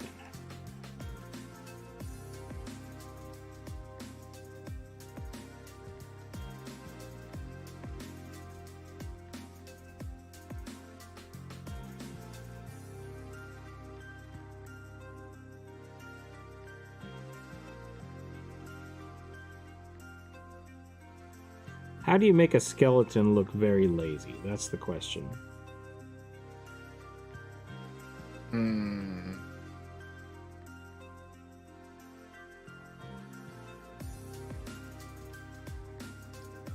Moss and lichen on it, maybe? Like a big stone statue.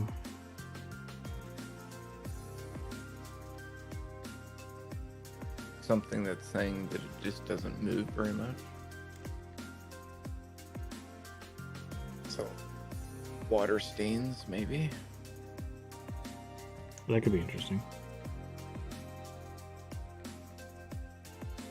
I've drawn Bugs Bunny as a skeleton, is what I've done. Alright, we're going back to the weird teeth. I need like an up close of sloth teeth. I think it's just going to look like this, but...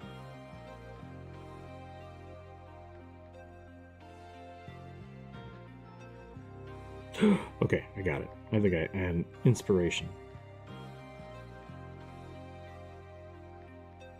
Instead of giving him horns, I'm going to go back to the big old body structure. He's going to have horns coming out of like the sides of his body.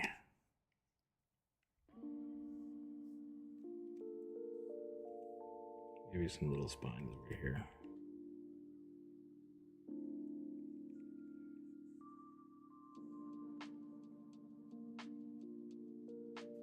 There's your terrifying close-up. Yeah. Oh my god, that's so good. That's what I'm saying. That's what I'm saying. Do they not have front teeth?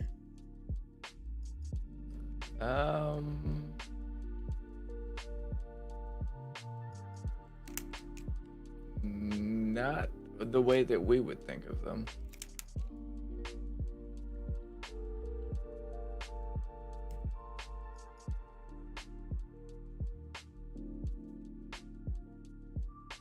Yeah, there's a definite separation. There's no center teeth.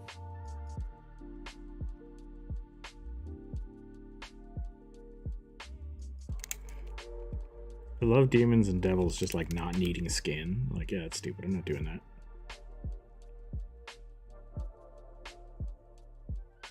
I just materialized here from the plane of fire. You think I'd have skin? Like, no, thank you.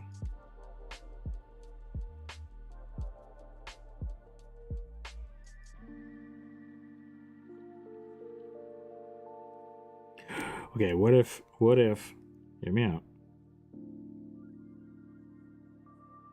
Like big old tusk bones. I mean, their incisors are pretty doggone big.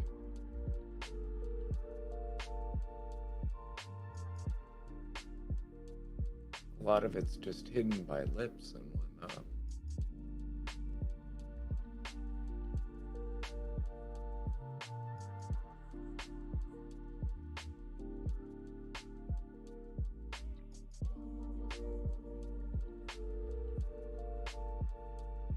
Terrifying. I've done something horrible. It's great.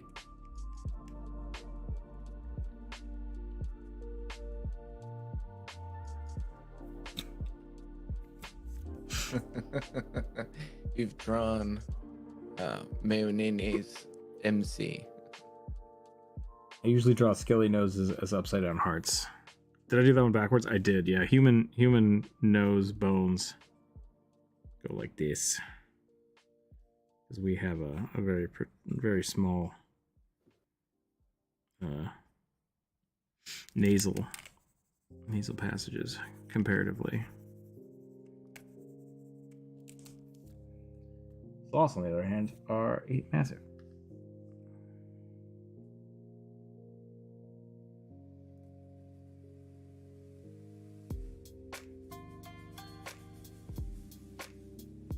Okay, and then we're gonna go really bonkers long fingers.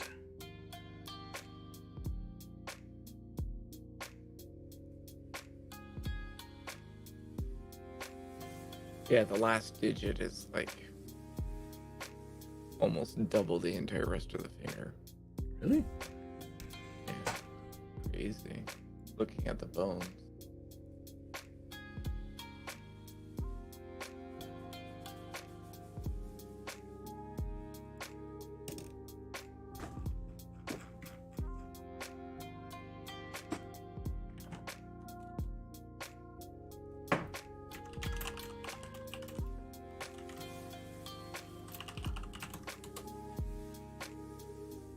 Oh, well, I guess it's kind of a... Well, no. I might have just accidentally turned on the ad. I'm so sorry if that happened. Hold on.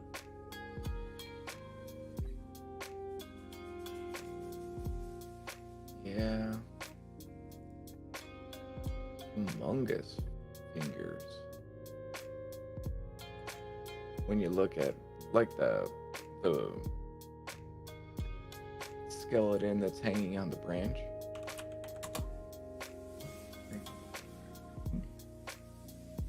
I think the live stream just took a poop. 1 second.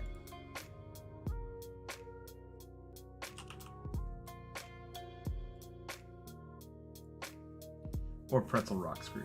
Hold on. Hate it when that happens. Yeah.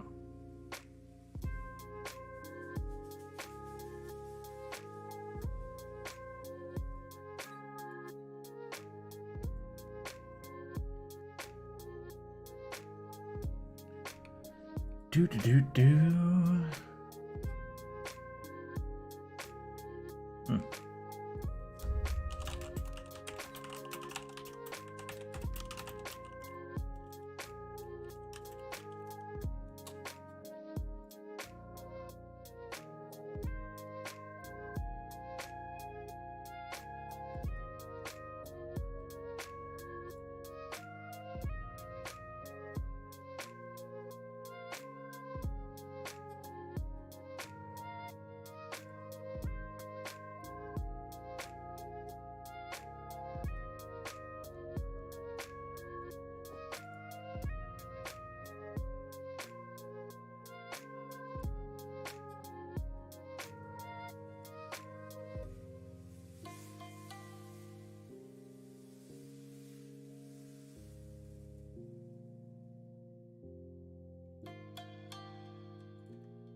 Yeah, it's super weird.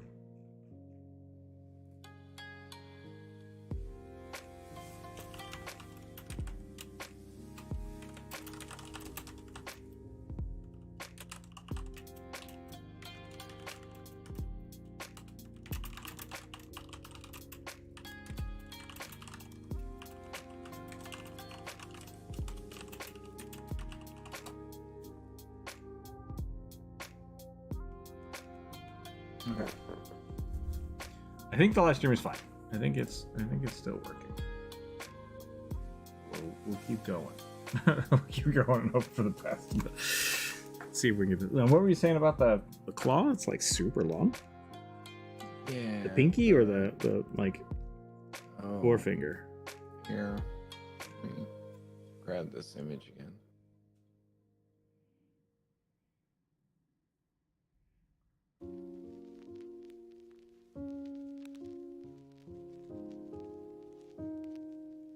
I'm not sure why I made this so skeletal, but So the wrist, as you can see, is all the way at the bottom of the tree branch. but the all fingers all go all the way around the rest of the trunk. Oh, I gotcha. Okay. Well, yeah, but Except they're all for about the same size. Like one of them looks like a Mm. little bit longer, but I think that's just because it's wrapping. Well, Birch, hello, hello. I mean, I was mainly commenting about the digit length. 'Cause you Okay. have those different components Gotcha. of it. I thought you were talking about individual digits. Oh no, yeah, it's like all three of the digits are basically the same length. Yeah. Because eyes have that weird, like, super long finger. Yeah, eye skeletons are weird, but they're shaped much bone structure wise much closer to a human hand. Why you gotta say it like that? Well, I mean,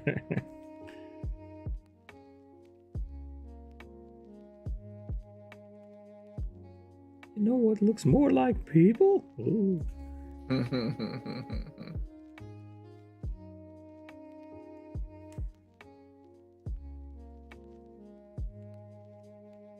Oh, I gave him fur. I don't know how I feel about this now.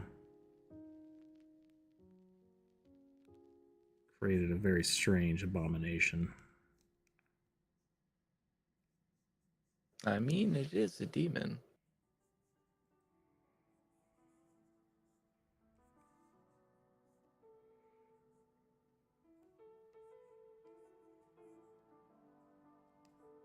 It's like, what if a Yeti just was also a necromancer? I've drawn a Yeti Lich, is what I've done. I am okay with this.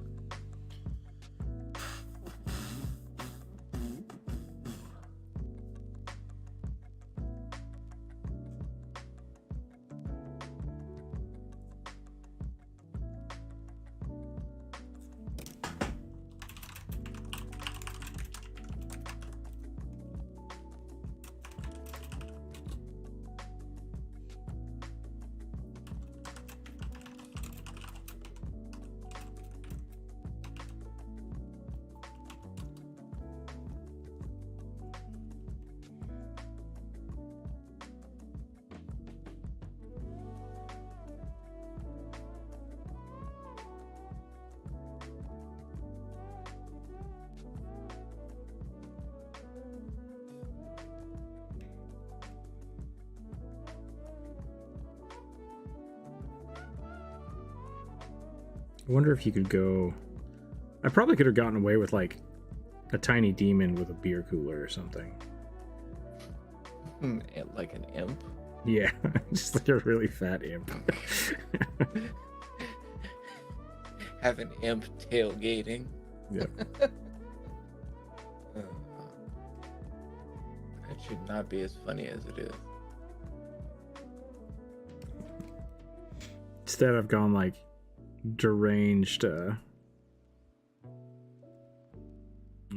no, what's the name of it? What's the Santa Claus that is a skull?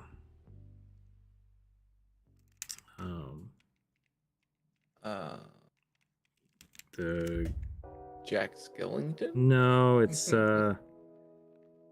something father. I can't remember.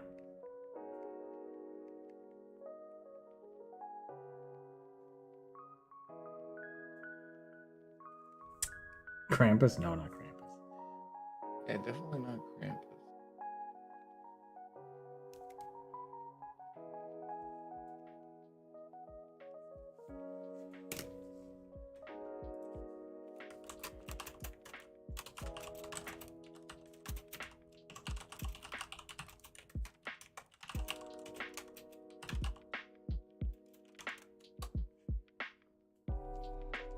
Hogfather, yeah, thank you.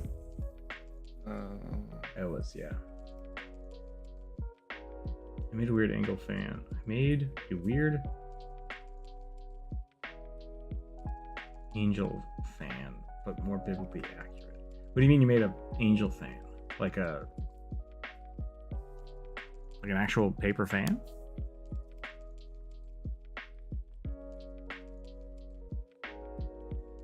I think I'm learning that I draw a lot of horror monsters. I mean, I did for a long time. I really like drawing monsters. It's fun. You can get all kinds of weird with it.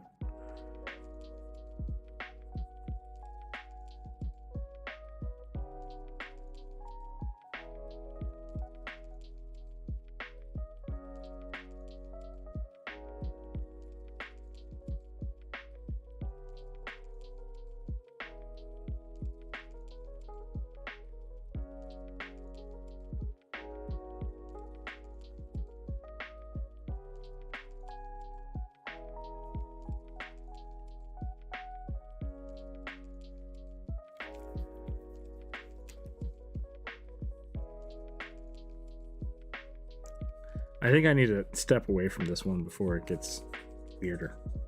But we definitely have some interesting stuff going on.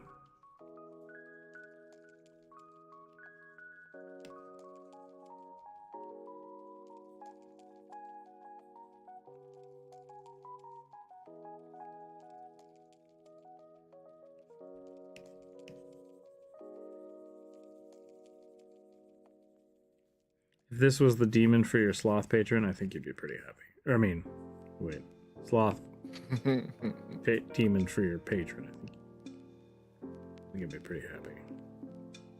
What's he look like? About that.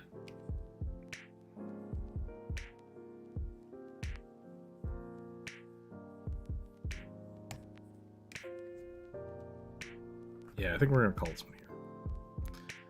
Let's do the next one.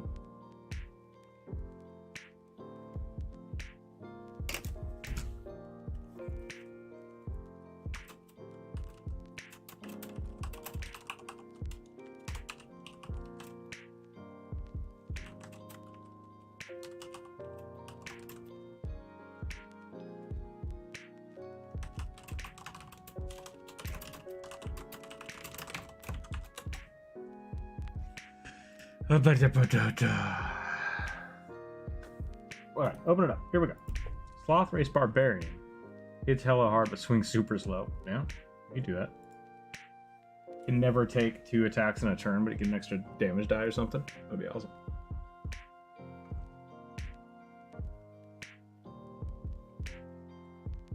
Okay. Is it okay if I submit my character idea for the thing because I put it in the wrong thing? Sure. What do you mean you put it in the wrong thing? Where'd you put it? Each swing takes 2 turns. Would you want that though? 2 turns swinging, but you only do double damage? That seems much worse. Yeah, it would increase the damage if that was the case. Yeah. Although you would crit twice, essentially, if you double crit. Or if you do hit, but... I'm rolling the dice. Yeah. Here we go. A Thorny Devil. Moloch Heridus. Lizard Folk Barbarian. Oh, it's a Thorny Devil Lizard. Okay, I thought I was drawing more demons.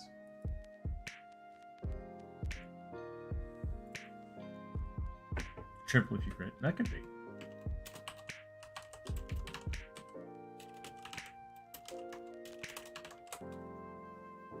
Oh, he's so spiky. That was adorable.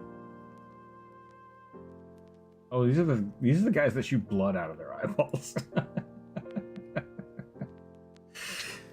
Oh no. All right, whatever. Yeah, we're going. We're moving on. Here we go. Here we go. Okay. These guys have such weird heads. Their eyes are like fantasy, up here. YouTube. It's fantasy. I mean, this is a natural thing that a lizard can do. Shoot blood out of its eyeballs. True. It's not macabre or anything. It's just normal. I mean, I guess boobs are normal, and you two don't like boobs. So. Very true. Very true. Well, I wonder, is it actually YouTube or is it The the advertisers. people paying the bills? Yeah. That's a good point. YouTube is no longer the Wild West. YouTube is slowly becoming California. Wait, so you're saying YouTube sold out? Oh, How absolutely. dare you, Long YouTube? time ago. Oh yeah, long.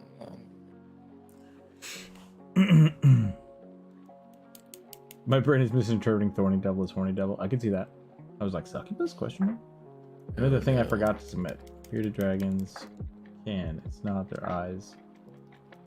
It's the gland behind it, and it can cause a lot of stress in their body. Well, yeah, I assume shooting blood out of your body is probably never healthy. Like, Right? I would use the sloth as a boss monster. Turn 1 takes turn. Last as an entire party reroll initiative and cut the rolling number in half. And sloth rolls twice, having 2 turns. You could do it that way. The other, I would basically put slow on them. Like make them do a lot of damage, but on their turn they can only attack once or move, right? Like, we just roll it in the mechanics. One or the other. And then give them, because of that, they get like an extra large size weapon or something. They have reach. Yeah, if you just submit it in the community post. If you have, normally you would do that during the week. If you didn't post it there, you can post it here in the chat. But yeah, and I'll add it to the list. But normally, yeah, you just put it on the put it in the community post. An aura of slow is interesting, but if it's an aura of slow and it slows itself, then that's just normal combat once you're inside of the aura. That makes sense. Like, anyone in melee is just in normal combat. Rangers have a hyper advantage. So you're not really getting the benefit of it. Unless they aren't affected by it, in which case everyone around you is slower, and it would be a really fast sloth. So there's a couple different ways to look at that. Oh, that'd be terrifying.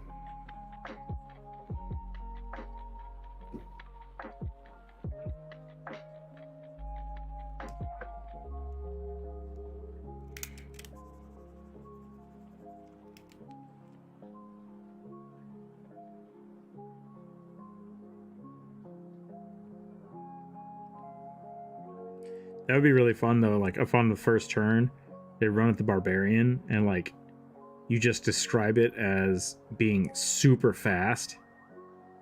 But then once you get to someone who's outside of the circle, it's like your party members are moving super slow. It's like, what?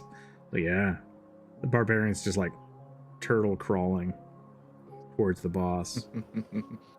The boss is just moving at normal speed. Or of slow. Yeah. The sloth teleports behind you. There you go. The sloth that gives its slowness to others, so it gains its speed. That could be really fun.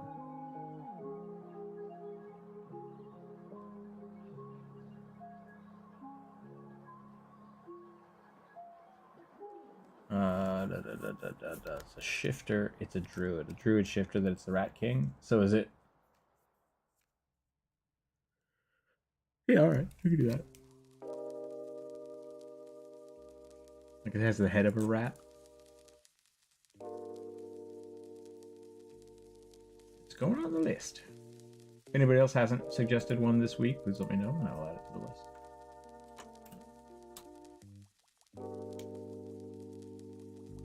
They get bonus hit points and AC. I mean, they'd kind of need to, right? Like slower creatures definitely would have to be better at taking damage, otherwise they just get murdered. But like, how do sloths do it? I don't know. Do they just hide? Do they get bonuses to like camouflage if they're just hanging from a tree? Well, they just don't move very fast, right? Yeah, I mean, the thing with sloth is that like they're only trying to attack leaves, so it's not like they have to be fast. Yeah, and stay away from predators as much as possible. You could, however, like if you make them a large size creature, the old editions had different bonuses and stuff for doing that. So like if you're in 5-year Pathfinder, or sorry, 3-year Pathfinder, moving up a scale gives you strength and strength bonus, +2 AC natural armor, and then a negative to dexterity, I believe. Just because you are bigger, like you're not as dexterous. and that amplifies every time you go up. So it could be a giant sloth, right? Like it could be a huge size creature would give it, I think, +8 strength, -4 dex, +4 armor. That's pretty solid. Like that's pretty good, just for its size alone, right? And then you can give it extra hardness. If you're playing it as a monster, you can give it the monster feat so that it does have those bonus armor feats as well. Oh my god, this guy's so spiky. He's gonna look like Sonic the Hedgehog here in a second.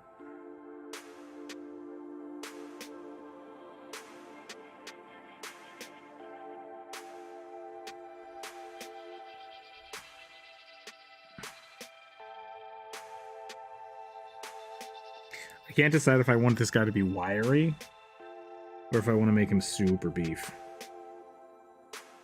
Kind of on the fence.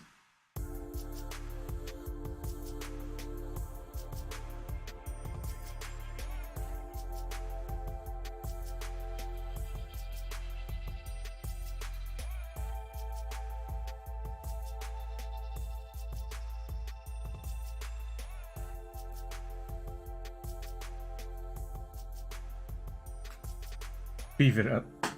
The modifier numbers in Pathfinder are crazy to me as D&D player. Yeah, so D&D doesn't have a lot of those modifiers. Because D&D is all about the +2/+1 system. So like whatever character you're playing, you get +2 to one thing and +1 to another.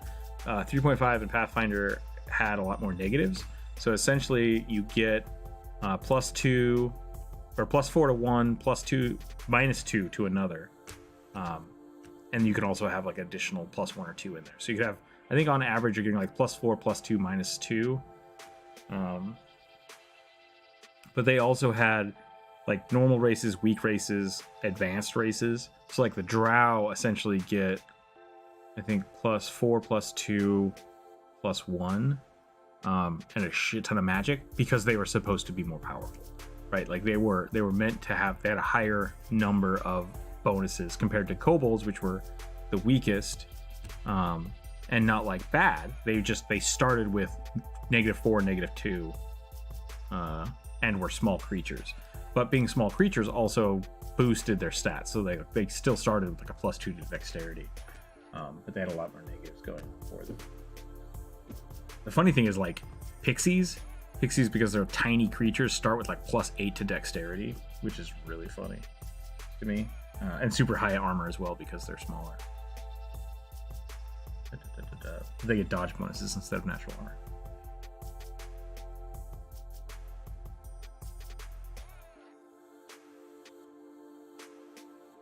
Yeah, this is supposed to be a barbarian, so.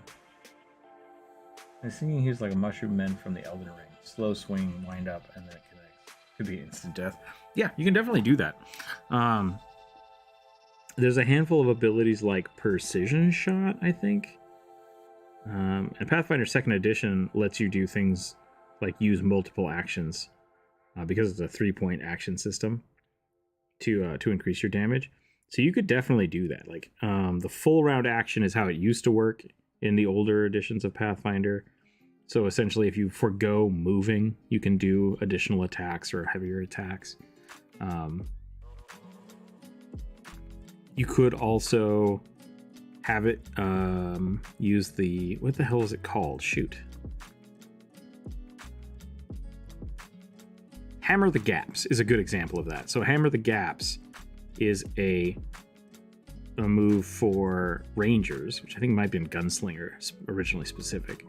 But what it was meant to do is for any number of attacks that you would normally get in a turn.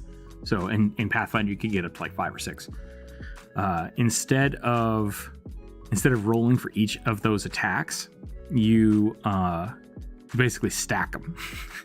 So you roll all of the attacks, and whichever ones connect, you do 1 base damage of that for it. So if you have like a DR5, so you're supposed to take less damage, instead of maybe hitting them for 2-3 times, which would do no damage, you're doing 6 damage, which then it would bypass the DR. That was the idea.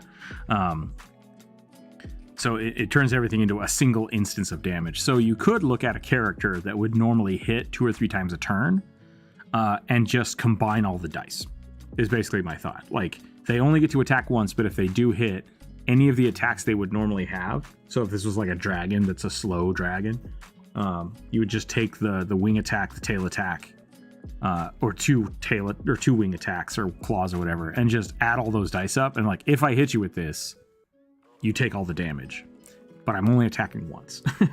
So I guess it's kind of backwards from the Hammer of the Gaps, but the idea being that you just stack all those things up. That can be really funny. The size category is so thing in 5e or players or no? No, they removed that, and that's why a lot of the characters are medium sized, because they tried to homogenize all the player races.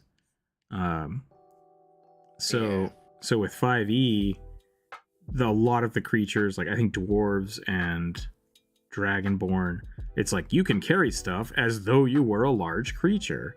That's kind of their cop out of getting rid of large size creatures. Like furbolgs are supposed to be large size creatures too. They're giants. They're giant creatures. They're fey giants.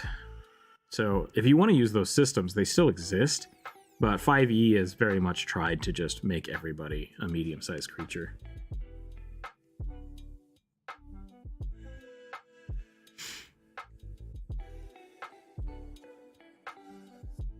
And if you want to look that up, I think you can just look up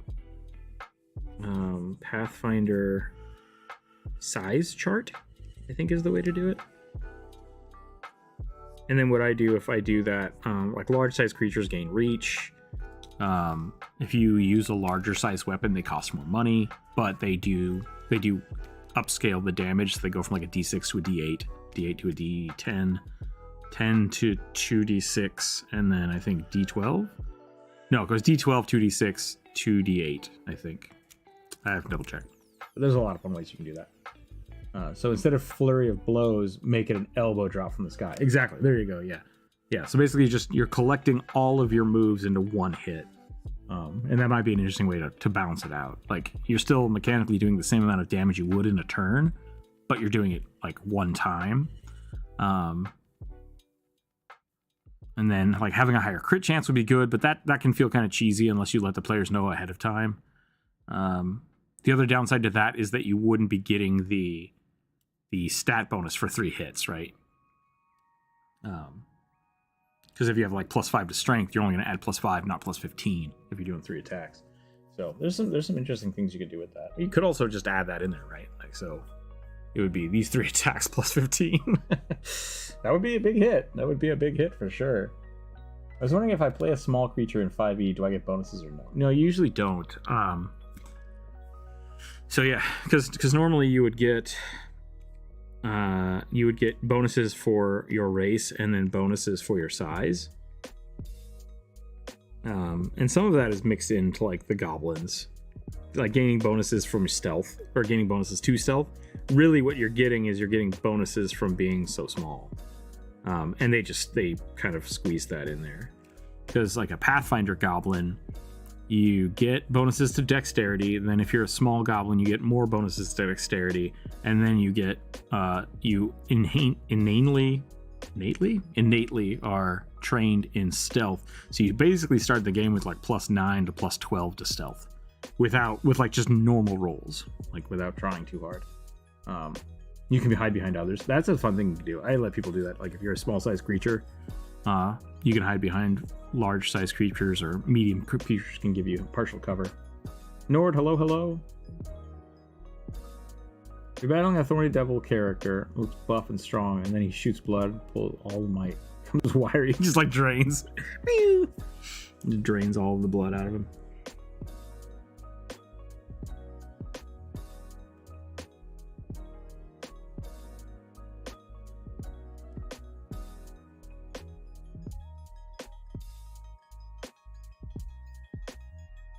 Yeah, check it out though. I do think you should look at some of those size charts, because I think that kind of stuff is really fun. Because yeah, like another big thing with that though is if you are a bit large size character, you start the game with negatives to dexterity, which is kind of a bummer.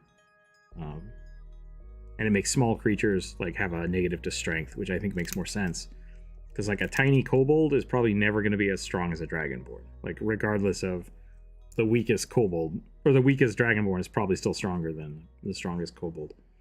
So there's some variability there, but it shifts your power curve.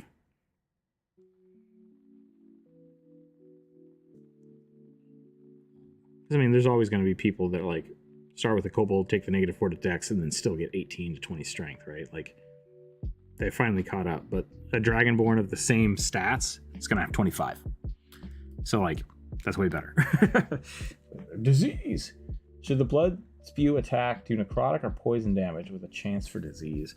I mean, they would only disease them if they had a disease themselves. So I would say it's just like a blinding attack. I don't know if it has to have a poison.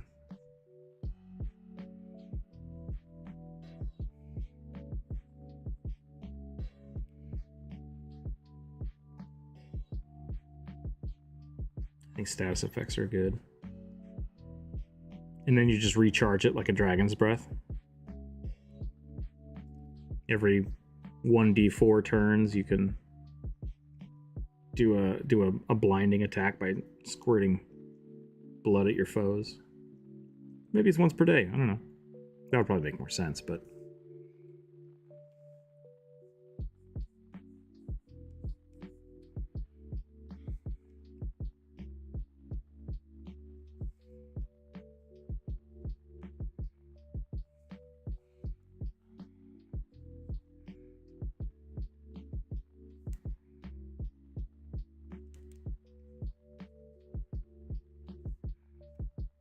what time is it here? 2:30. Hey, we're doing all right.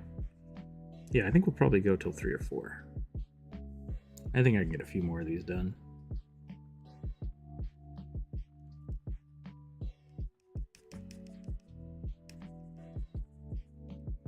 What do you think? Should we give him a big old axe?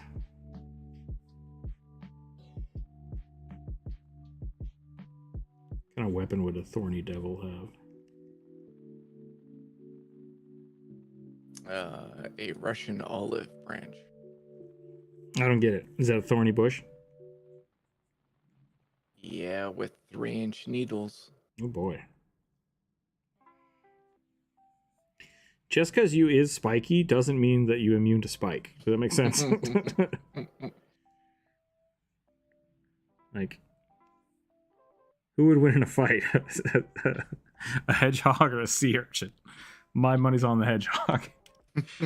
Yeah. In the campaign I'm playing are right now Tales Beyond the Witchlight, something like that. Yeah, Tales Beyond the Witchlight is interesting. I haven't played it yet, but there's the book that came out for it is great. I have it. We were attacked by bunny people. That came out in the book. And my friend used a wind spell or something and it obliterated 3 of them. Oh my. You could upcast the damage by spending a hit dice to add to it. That could be really fun. I'm a big fan of that kind of like blood magic idea of spending hit points for things. I bet people do that all the time. Like, okay, you hit with this vampire sword. Do you want to pump some of your own life force into it? I love that. And so there's an enchantment in Pathfinder called Vicious that does that. Essentially, you roll the damage, a bonus like d6 of damage, and then you take half the damage as well of that amount. So if you roll 6, you take 3, but they take 6. So I like that. I killed another while they were running. I used Thunderclap and launched them into the rock. Ugh. Squished. No good. That's not how it works. That's what I would do. Nature, I guess. Yeah. I should have a shovel axe. Because why not? Shovel axes are cool.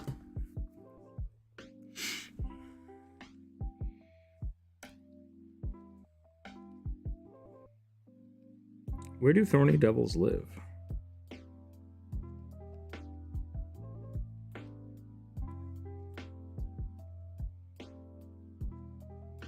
So if they're in like South America, I'll definitely give them one of the, what are they called? Is that the shovel spade, shovel knife that they use to trim agave plants with? Freaking love those. I want one for no reason, just to have it. No other reason than just to have it.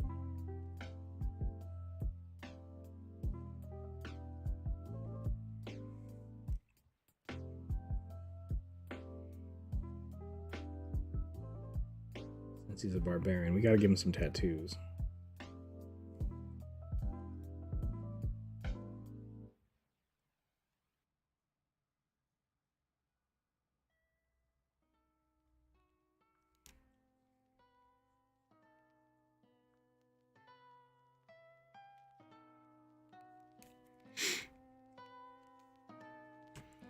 Should give him some bands. Should he have a spiky tattoo? Or spiky tattoo? A spiky shoulder pad? Or should it be smooth? The smooth would be nice contrast, but like... I don't know. Would he want to be more spiky?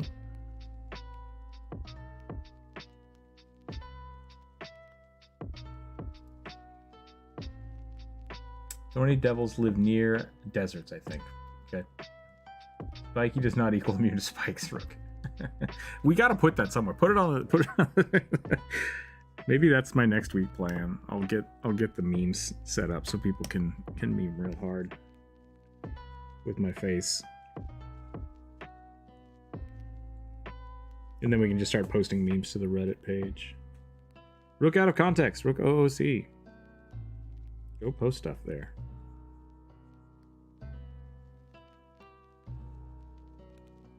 Yeah.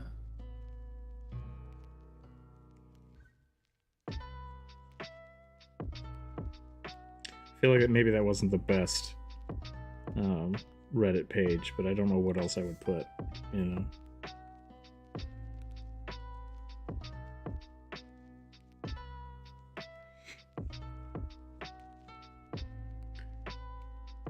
Do you realize we have almost 8.5? Oh, we do have 8.5, I think. Almost 9,000 subscribers. That's awesome. How do I bring them all in to hang out every week? That's the real question. So here's an image of the barbs that are on the Russian olive tree. I don't doubt they're not terrifying. I just like... That's a branch. Let me look at this. So... Yeah, but does he have just like a stick, or is it like a bunch of them? Like, how do you turn that into a weapon versus just like a spiky morning star? I don't know. I mean, it is the size of a tree branch, though. Oh, is it? Okay. That size spikes. I guess, yeah, 3-inch spike would be like... Yeah, all right. That's pretty big. Yeah, this one has the scale a little bit better. It should have a spike bursting through it. That could be kind of funny. Yeah, we can cover his back and spines.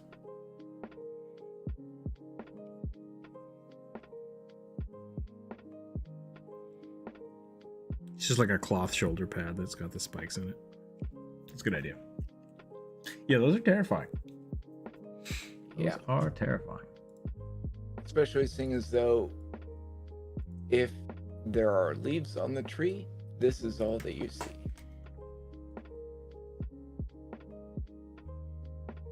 You don't see the evil that's about to befall you. Oh yeah, that's not cool. Stick, bludgeoning, damage, sword. Thorny devils get damage, reflection bonus to melee attacks against them. I would absolutely say so. Yeah, like thorns. Thorns as a move, I think, is way underutilized in a lot of the games. There's armor spikes, and armor spikes do damage whenever you get grappled. But like, you can also be proficient in them and make attacks with them in Pathfinder, and I really like that. Just like shoulder check people with your spiky armor. Okay, so we give him just a stick. Guess.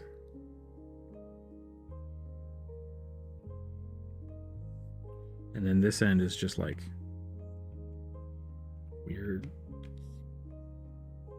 This guy's real tiny now. he's just got a spiky stick. Terrifying in its own right, though.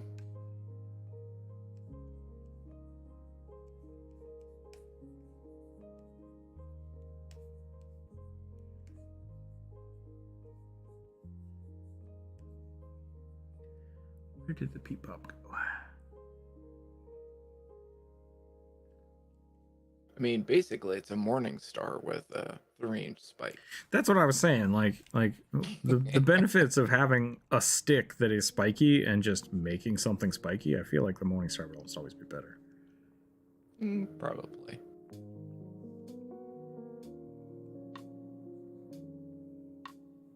But imagine getting stabbed by that. Ugh. Oh yeah. But I mean, like, it's a what's the someone made the joke about like attaching a dagger to a staff, and I'm like, that is stupid. Why would you do that? And then Kevin the Necromancer wanted to do that. And I was like, what is going on? They're like, no, I want to make a Daibo with daggers at the end of it. I'm like, that's a thing. That's a thing that exists. I was like, nah. I have to do it this way. I'm like, fine, whatever. So I think it has something to do with like, because wizards can use staves, and then just I can technically use all of these weapons to make this exotic weapon. I'm like, but then it's an exotic weapon. Yeah, that's not how that works. No. I take a sword and I attach a chain to it, and now I have a magical ranged sword. It's like, no, you have a freaking Kami? KMI? Is that what it is? Yeah. Which is an exotic weapon and requires special proficiency. That's all I'm saying. But yeah, I mean, it's like having a monk, and you're like, yeah, monks can use nunchucks. Cool. I'm going to take 2 swords, link them by a chain. It's going to be called a sword chuck. I've had someone do that, but with guns. Like, put 2 shotguns on the end of nunchucks. It's like, no, stop it. Stop what you're doing. You're just trying to break the game. I mean, if you want to do that, sure, fine. But beware, the enemies will also have access to the same technology.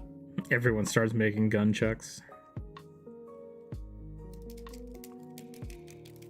Could be like a pole arm with barbs at the end. Yeah, it's kind of worth it.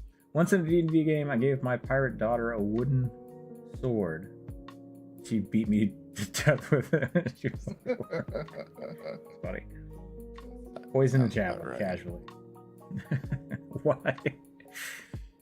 Gun chucks are the best and most dangerous of chucks. I agree. I think I'm done with this. I think I'm done with this bad boy. Let's do another one. What time is it? Yeah, it's 2:30. We can do at least one more, I think. May the dice be in your favor.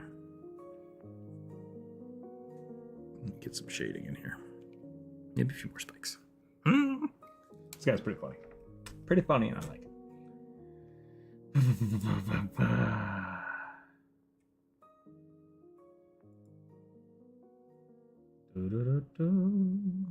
Uh-oh. Did I accidentally close my... Oh, there it is. Okay. Rolled a 7. Changeling Way of Mercy monk with an owl mask and long white hair. All right.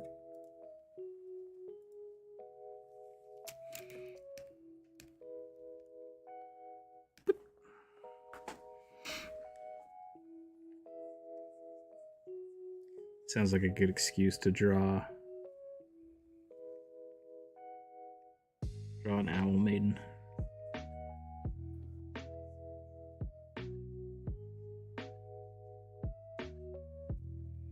Sounds like an album. Owl maiden.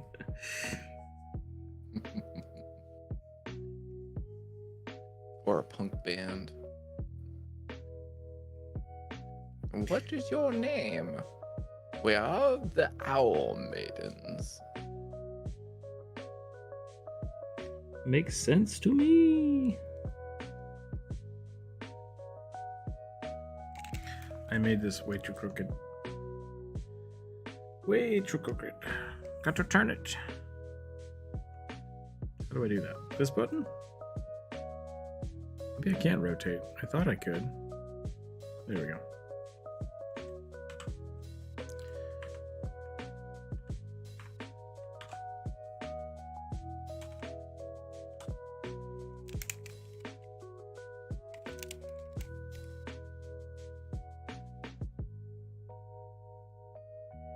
Way of Mercy monk. That's the monk that can heal, right?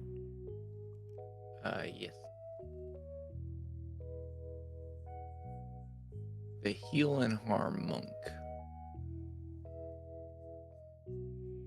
I'm gonna put all my chi in stuff. Yeah, that's the biggest real problem with monks in 5e. They gotta put their chi in stuff? Everything is vying for the exact same resource. And there's no way to boost that resource. I'm still on the fence. Like, I think you definitely have more experience with monks than I do. I mean, is it something that you can overcome? Absolutely. Yeah. But is it something that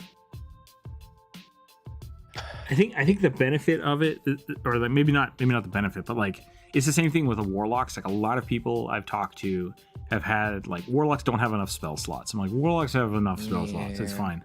Like monks are so kitted out with other things that their key points are kind of supposed to be additive, but they don't have a benefit of getting it back like the way gunslingers do in other editions. Like getting key points, I think you should get key points back on critting or doing something that like follows your edicts, or there definitely should be a way to regain your abilities, right? Or gaining temporary key points for a battle type of a thing. It's amazing. That way if you go into a new battle, you don't have the other key points, right? Yeah, and there's a few things in like in Pathfinder. There's a handful of weapon types, like what the hell is it called? There's a type of material that you can make weapons and armor and things out of. That's all it does, is it just stores key. And so I thought that was pretty cool, because then like as your character progresses, you can get extra key that way. And I think that helps a little bit with it. But yeah, like I really do think there should be something like the panache system for if you do a sweet backflip, you get a key point back, or something like Second Wind, where you can regain your key points once per day or whatever. Or have it be one of those. Sorry. No, sorry. I was just going to read the chat real quick. Let me do this. Let me catch up. Then you get the. I had a dude try that on my session, trying to improvise around weapons. Like, so I had him roll each attack with a second D20 start at 1, and each success went 1 if he failed, the weapon broke. Interesting. Have you heard of Owl Maiden? I hear their hoot. 2 seconds later, meet my wrath with dagger, mace, gunchucks. Yeah, I mean, at some point you just have a whole bunch of weapons on a rope and you're just flinging it around, right? There are better subclasses that manage the key better than others. Okay, that could be a good part of it too. What were you gonna say? Well, I was just thinking that you could have. What the hell was that? Sounds like a mic fell over. Yeah, something.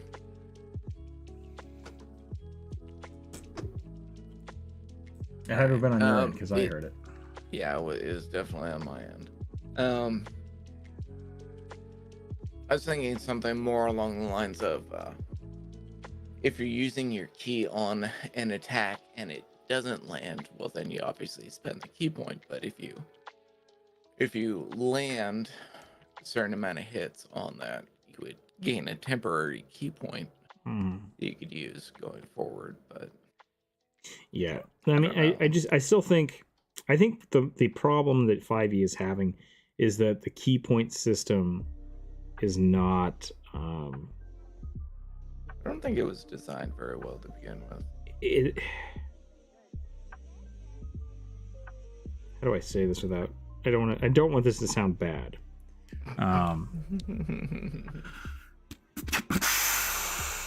Sorry, other monks. No, it's just that it's 5e. Monks, to me, are overpowered as balls normally. Oh, their utility is. It's just off the walls.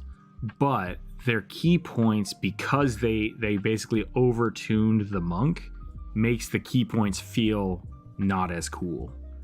I honestly think, like, because the way Pathfinder works is you get key points equal to your wisdom, I believe, plus like half your level. Sure, yeah. But you can't do anything without spending key points, like Flurry of Blows. Oh yeah, because you have to go into different stances for different. Yeah, things. there are different stances, but like everything is key point based, and because of that, like you feel kind of lackluster until you start using your key points.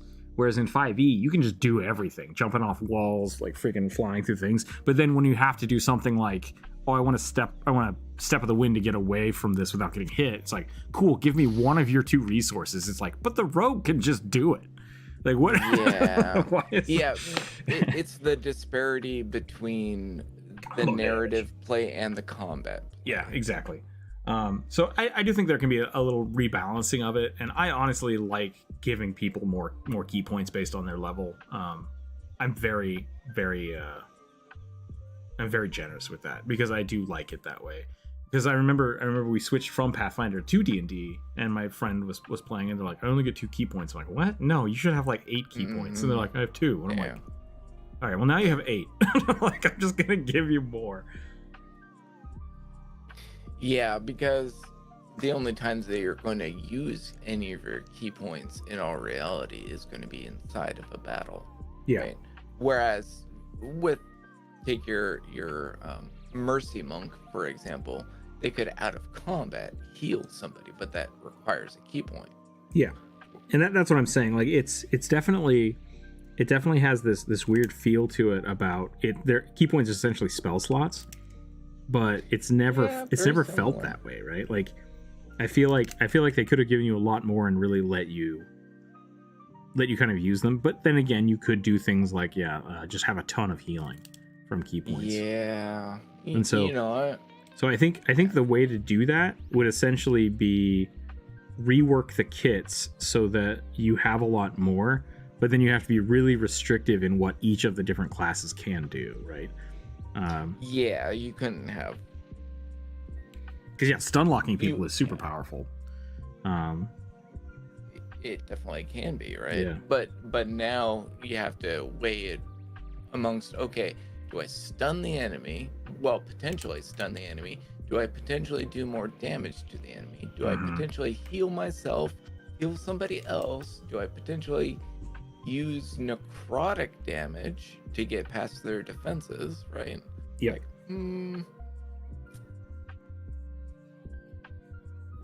And so, I think that's okay. Like that's the whole thing with Warlock again, right? It's like if your kit is kind of already overloaded and the spell slots don't really matter, but it takes away a lot of flavor when the cool thing you can do with your key points is so limited. So like I definitely see your argument, but also I don't think it inherently makes. no, I still think monks are OP as balls, and people are like, no way. It's like I think people are sleeping on monks, but it just doesn't make things easy. Yeah, right? sure. You have to actually think about, okay. It's another one of those like dipping monk is super powerful because of all of just the base level components you gain from it. Oh sure, yeah. Casually playing Drunken Master and stun locking enemies after hitting them with a liquor bottle. It's pretty good. This is a good way to do it. And it's like, oh, there's a big ass hole. Okay. Well, I'm going to slide down the wall. Yep. I can Dang stick it. to everything. Oh, you feel a clunk under your foot as you step forward and the floor disappears. Crap. Well, I'm just going to slide down this wall. Oh, there's stuff coming down. I'm going to grab it and flip to the side. I like changelings to have like really long limbs and just be like a little too skinny. But I also want to make this. Because aren't they supposed to be like only when you really look and examine their weird features? Yeah. It's like 95% of the way to where it wants to be. It depends, because like there's two different types of changelings. The 5e changeling is essentially a doppelganger, right? It started as a doppelganger, and then it slowly became more of a like hag. But then they released the Hexborn, and I think the Hexborn fit that better. And so then I would say that the changelings are absolutely doppelgangers. And if that's the case, then yeah, they should be super weird and alien. But 5e has basically been like, well, what if they're just normal people all the time? It's like, no. Let them be a doppelganger.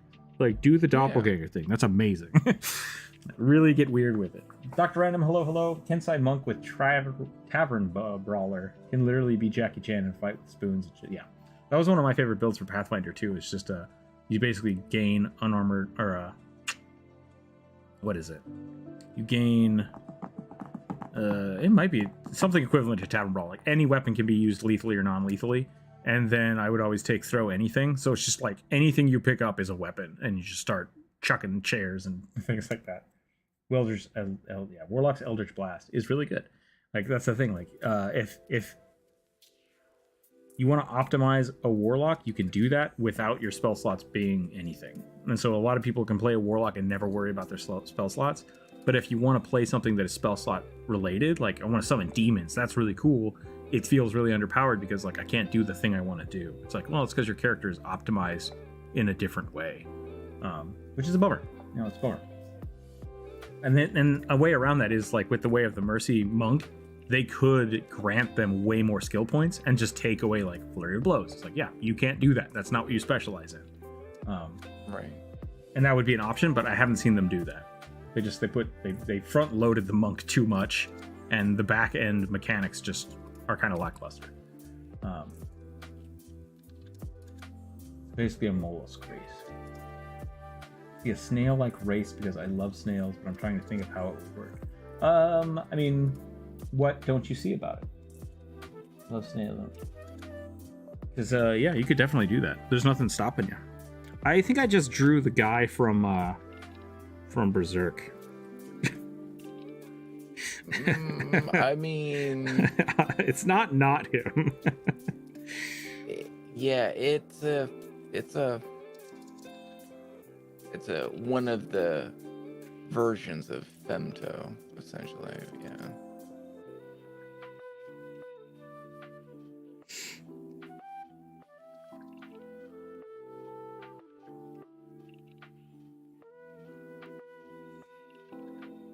But yeah, I really like the doppelganger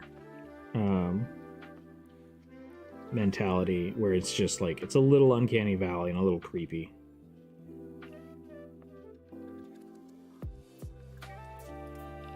I feel like people don't lean into that enough. There's a lot of time, and it could be, maybe it is just because when people talk about their characters, like, okay, they look like this, and it's like, wait, do you want me to draw them as their guys or as what they would look like as a changeling? Because like I'm way more interested in what they look like as a changeling. But if they never look like that, you don't want to show off the character art that way, you know? Yeah.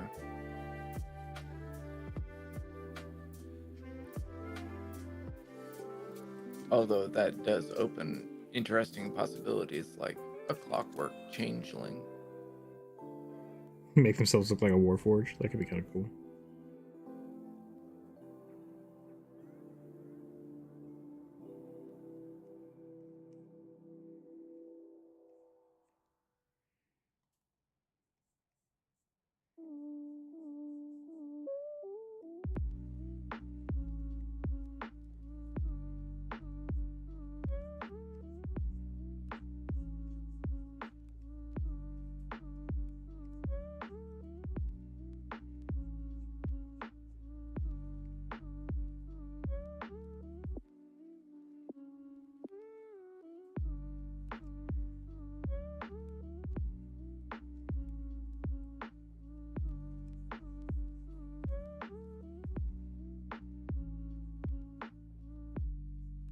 Yeah, the biggest problem with EUA though is that it changes so much. The Unearthed Arcana was a little different, if I remember right. Yeah. I mean, and that's Unearthed Arcana is really just play testing, right? Like it's beta testing, so it kind of is always up in the air. Obviously, it would have to be a lot of natural armor, and it would be extremely slow. But I'm trying to think of racial features. Yeah, you could essentially start with a turtle, right? Because you can retract into your shell. You can stick to walls. I'd be fine with that. You leave behind a mucus trail. You're probably going to be slower, but because of that, like your armor could be much higher. Or it could be like the flump, for example, where it's basically indestructible from most ways, but one way. It's like your armor does nothing. Yeah, and that's a good thing to talk about with natural armor as well. Sometimes people think of natural armor as just like, I have a shell and I'm really, really tough, and it's like, well, that's one way to think about that. But the other way to think about it is like, the ability to just not get hit. So keep that in mind, because like, yeah, your shell is basically indestructible, especially if you like have an iron shell or something. So instead of doing it as bonus AC, you could do this as a hardness, right? So if you do get hit, it has to go through your hardness, versus critical damage negates that hardness because it actually hits your body. Or if you're a slime, like, does slashing damage, you're just immune to slashing damage, right? Like, or types of damage. So those are different things you can do. Able to wiggle and fluidify around the attack, right? Yeah, exactly. Like, does I was gonna say bashing damage, blunt damage. Maybe you're just immune to blunt damage, or you have resistance to blunt damage as a snail. Because like someone whacks you with it, you're just like, I don't care. Like, you can't squish me. Just gonna either bounce off my shield or just blank. Yeah, or suffer a knockback with no damage. Natural armor opportunities make it like Jello. That could be true, yeah. Be like a hummingbird, would have lots of AC because it's hard to hit. Yeah, super high dex, right? Super high dex, but can't wear armor. Like, I think I talked about that with my Aarakocra video. If you wanted to do an Aarakocra that was a hummingbird, you could just basically make them super tiny, give them tons of dexterity, and just reduce the types of armor they can wear. Like, even if they're a fighter, they can't wear heavy armor and fly. Period. They're just not heavy, or they're not strong enough for that. So with the snail, I would do the same thing. Like, you can use shields, sure, but you can't wear armor.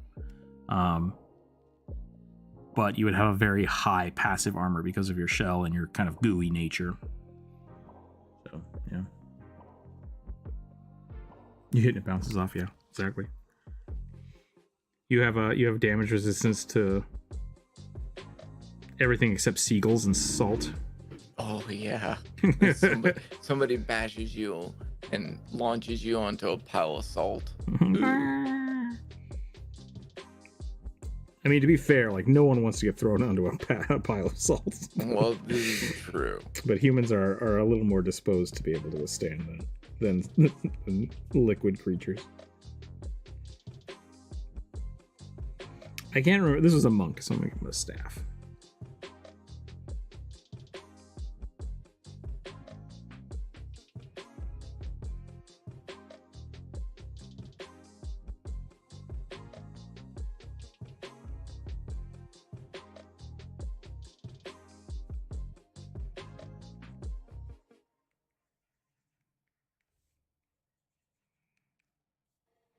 I was looking at this the other day about, like, I always like to add like prayer beads and stuff to a lot of my characters, regardless of if they're monks or not.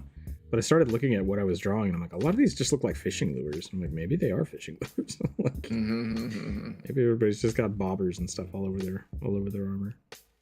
I mean, gotta eat something, right? Yeah. Someone makes a genius that bashes the players with a huge bag of salt and opens up. I would say that, like, yeah, if you want to, like, this is gonna sound really weird. If you want to, like, follow up slashing damage with salt, it would just probably do like acid damage. Just makes them susceptible to the chemical process of burning someone with salt. Yeah, either that or it does extra stunning damage, right? Yeah. It's essentially a chemical reaction, so I can see that being what did I say? Acid. Might as well. Okay. The sword of salt is now on purpose. We could, yeah, sword of salt. That's the way to do it. Oh, she was supposed to have white hair, which is going to be damn near impossible to show off.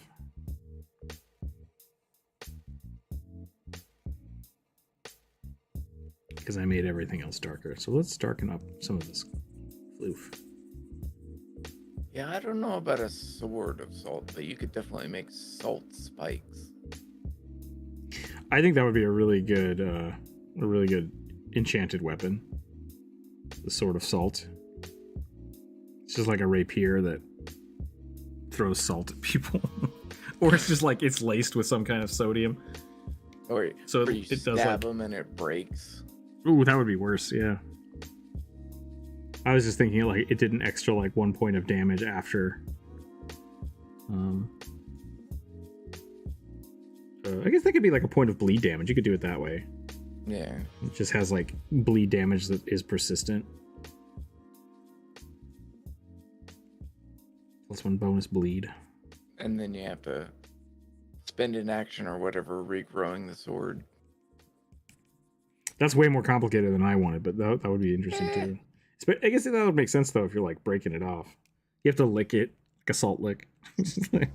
Right, it'd be like a hex blade, but you're you gotta lick the sword. Yeah.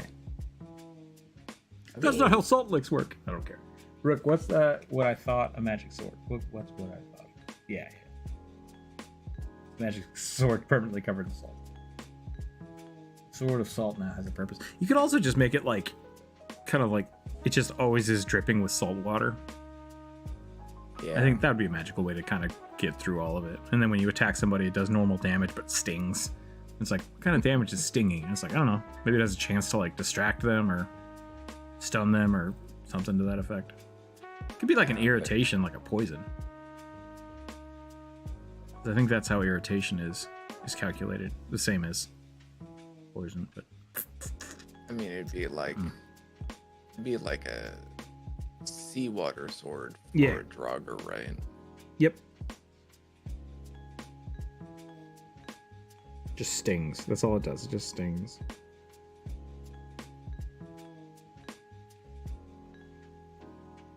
Am I missing anything with this character? I need them to be a little more monkish, I feel, but maybe not.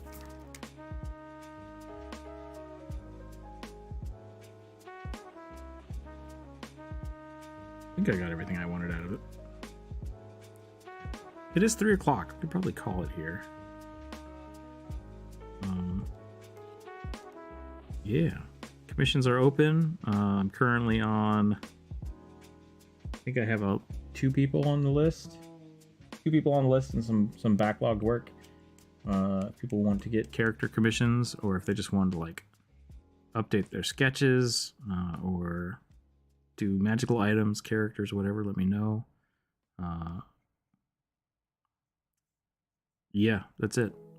If people would like to donate to the Skip Cat Fund, let me know. I'm trying to figure out whether or not I need to do that. We're still working on like what we're actually going to do, and I'm sure I will have more information on that right when that comes up. If we do have to do a surgery or something, that might be something we'll ask the community about, but we're still waiting to find out. Worried about that, but otherwise I'm happy to take commissions, and all of that money also goes to Skip Cat, so that's where we're doing right now, and that's what I got. Another way you can help the channel out is just watch the videos, like, comment, subscribe. It actually does make a big difference, and yeah, that would help us out a ton. I have some videos in the works, so hopefully those will come out in the next week or 2, I want to say. I've been saying that for a month, but that's how I work, so who knows. Patreon is also up and doing stuff. I'm going to start trying to figure out different ways to make that more appealing to people. So if you have ideas for like what you would want from the Patreon, let me know. Elvin, hey, thank you. Thanks for the awesome imagery, my friend. Thank you very much. I do appreciate that. Very much appreciate that. It keeps the channel up and running, which is great, and I love it. And I thank you all for letting me do fun artwork as my job. I really do appreciate it. But yeah, if you have suggestions for the YouTube membership or the Discord or the Patreon, I'd love to hear them. Like, really, throw anything at the wall. Maybe something will pop up, and we'll start doing that. So, where's Fox at? Yes. Thanks again, everybody. Thanks for a wonderful week. It has been a stressful week, and I do appreciate all the kind words and everyone sending their love to the Skip Cat. I will post a lot more pictures this weekend for people. Oh yes. Oh, now he's crashing on the floor. I think it's time to get him some more lunch. So we'll do that. That's all I got. Let's see if we can find somebody to raid, and we'll call it a day, and we'll have hopefully a wonderful weekend, everybody. Let's see what we got going on. Redirect.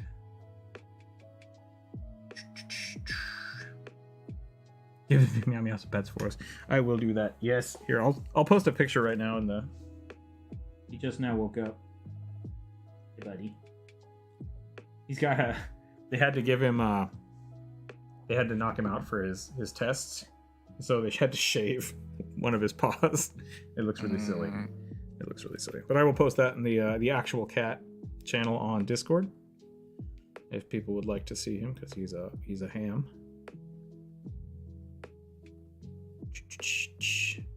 Actual cat. Ashy Brown, that cat is adorable. I just now saw that picture. There's also a sock in this picture, so sorry about that. He laid down next to a sock. Oh, such a pretty boy. Okay. He will get the pets. I will post all of these pictures in the Discord and draw. If people would like to take them and use them for their character sheets or whatever, feel free to do so. Thanks again for watching, everybody. That's all I got. Stay happy, stay healthy, keep your dice on the table. We'll catch you next week. Bye, everyone.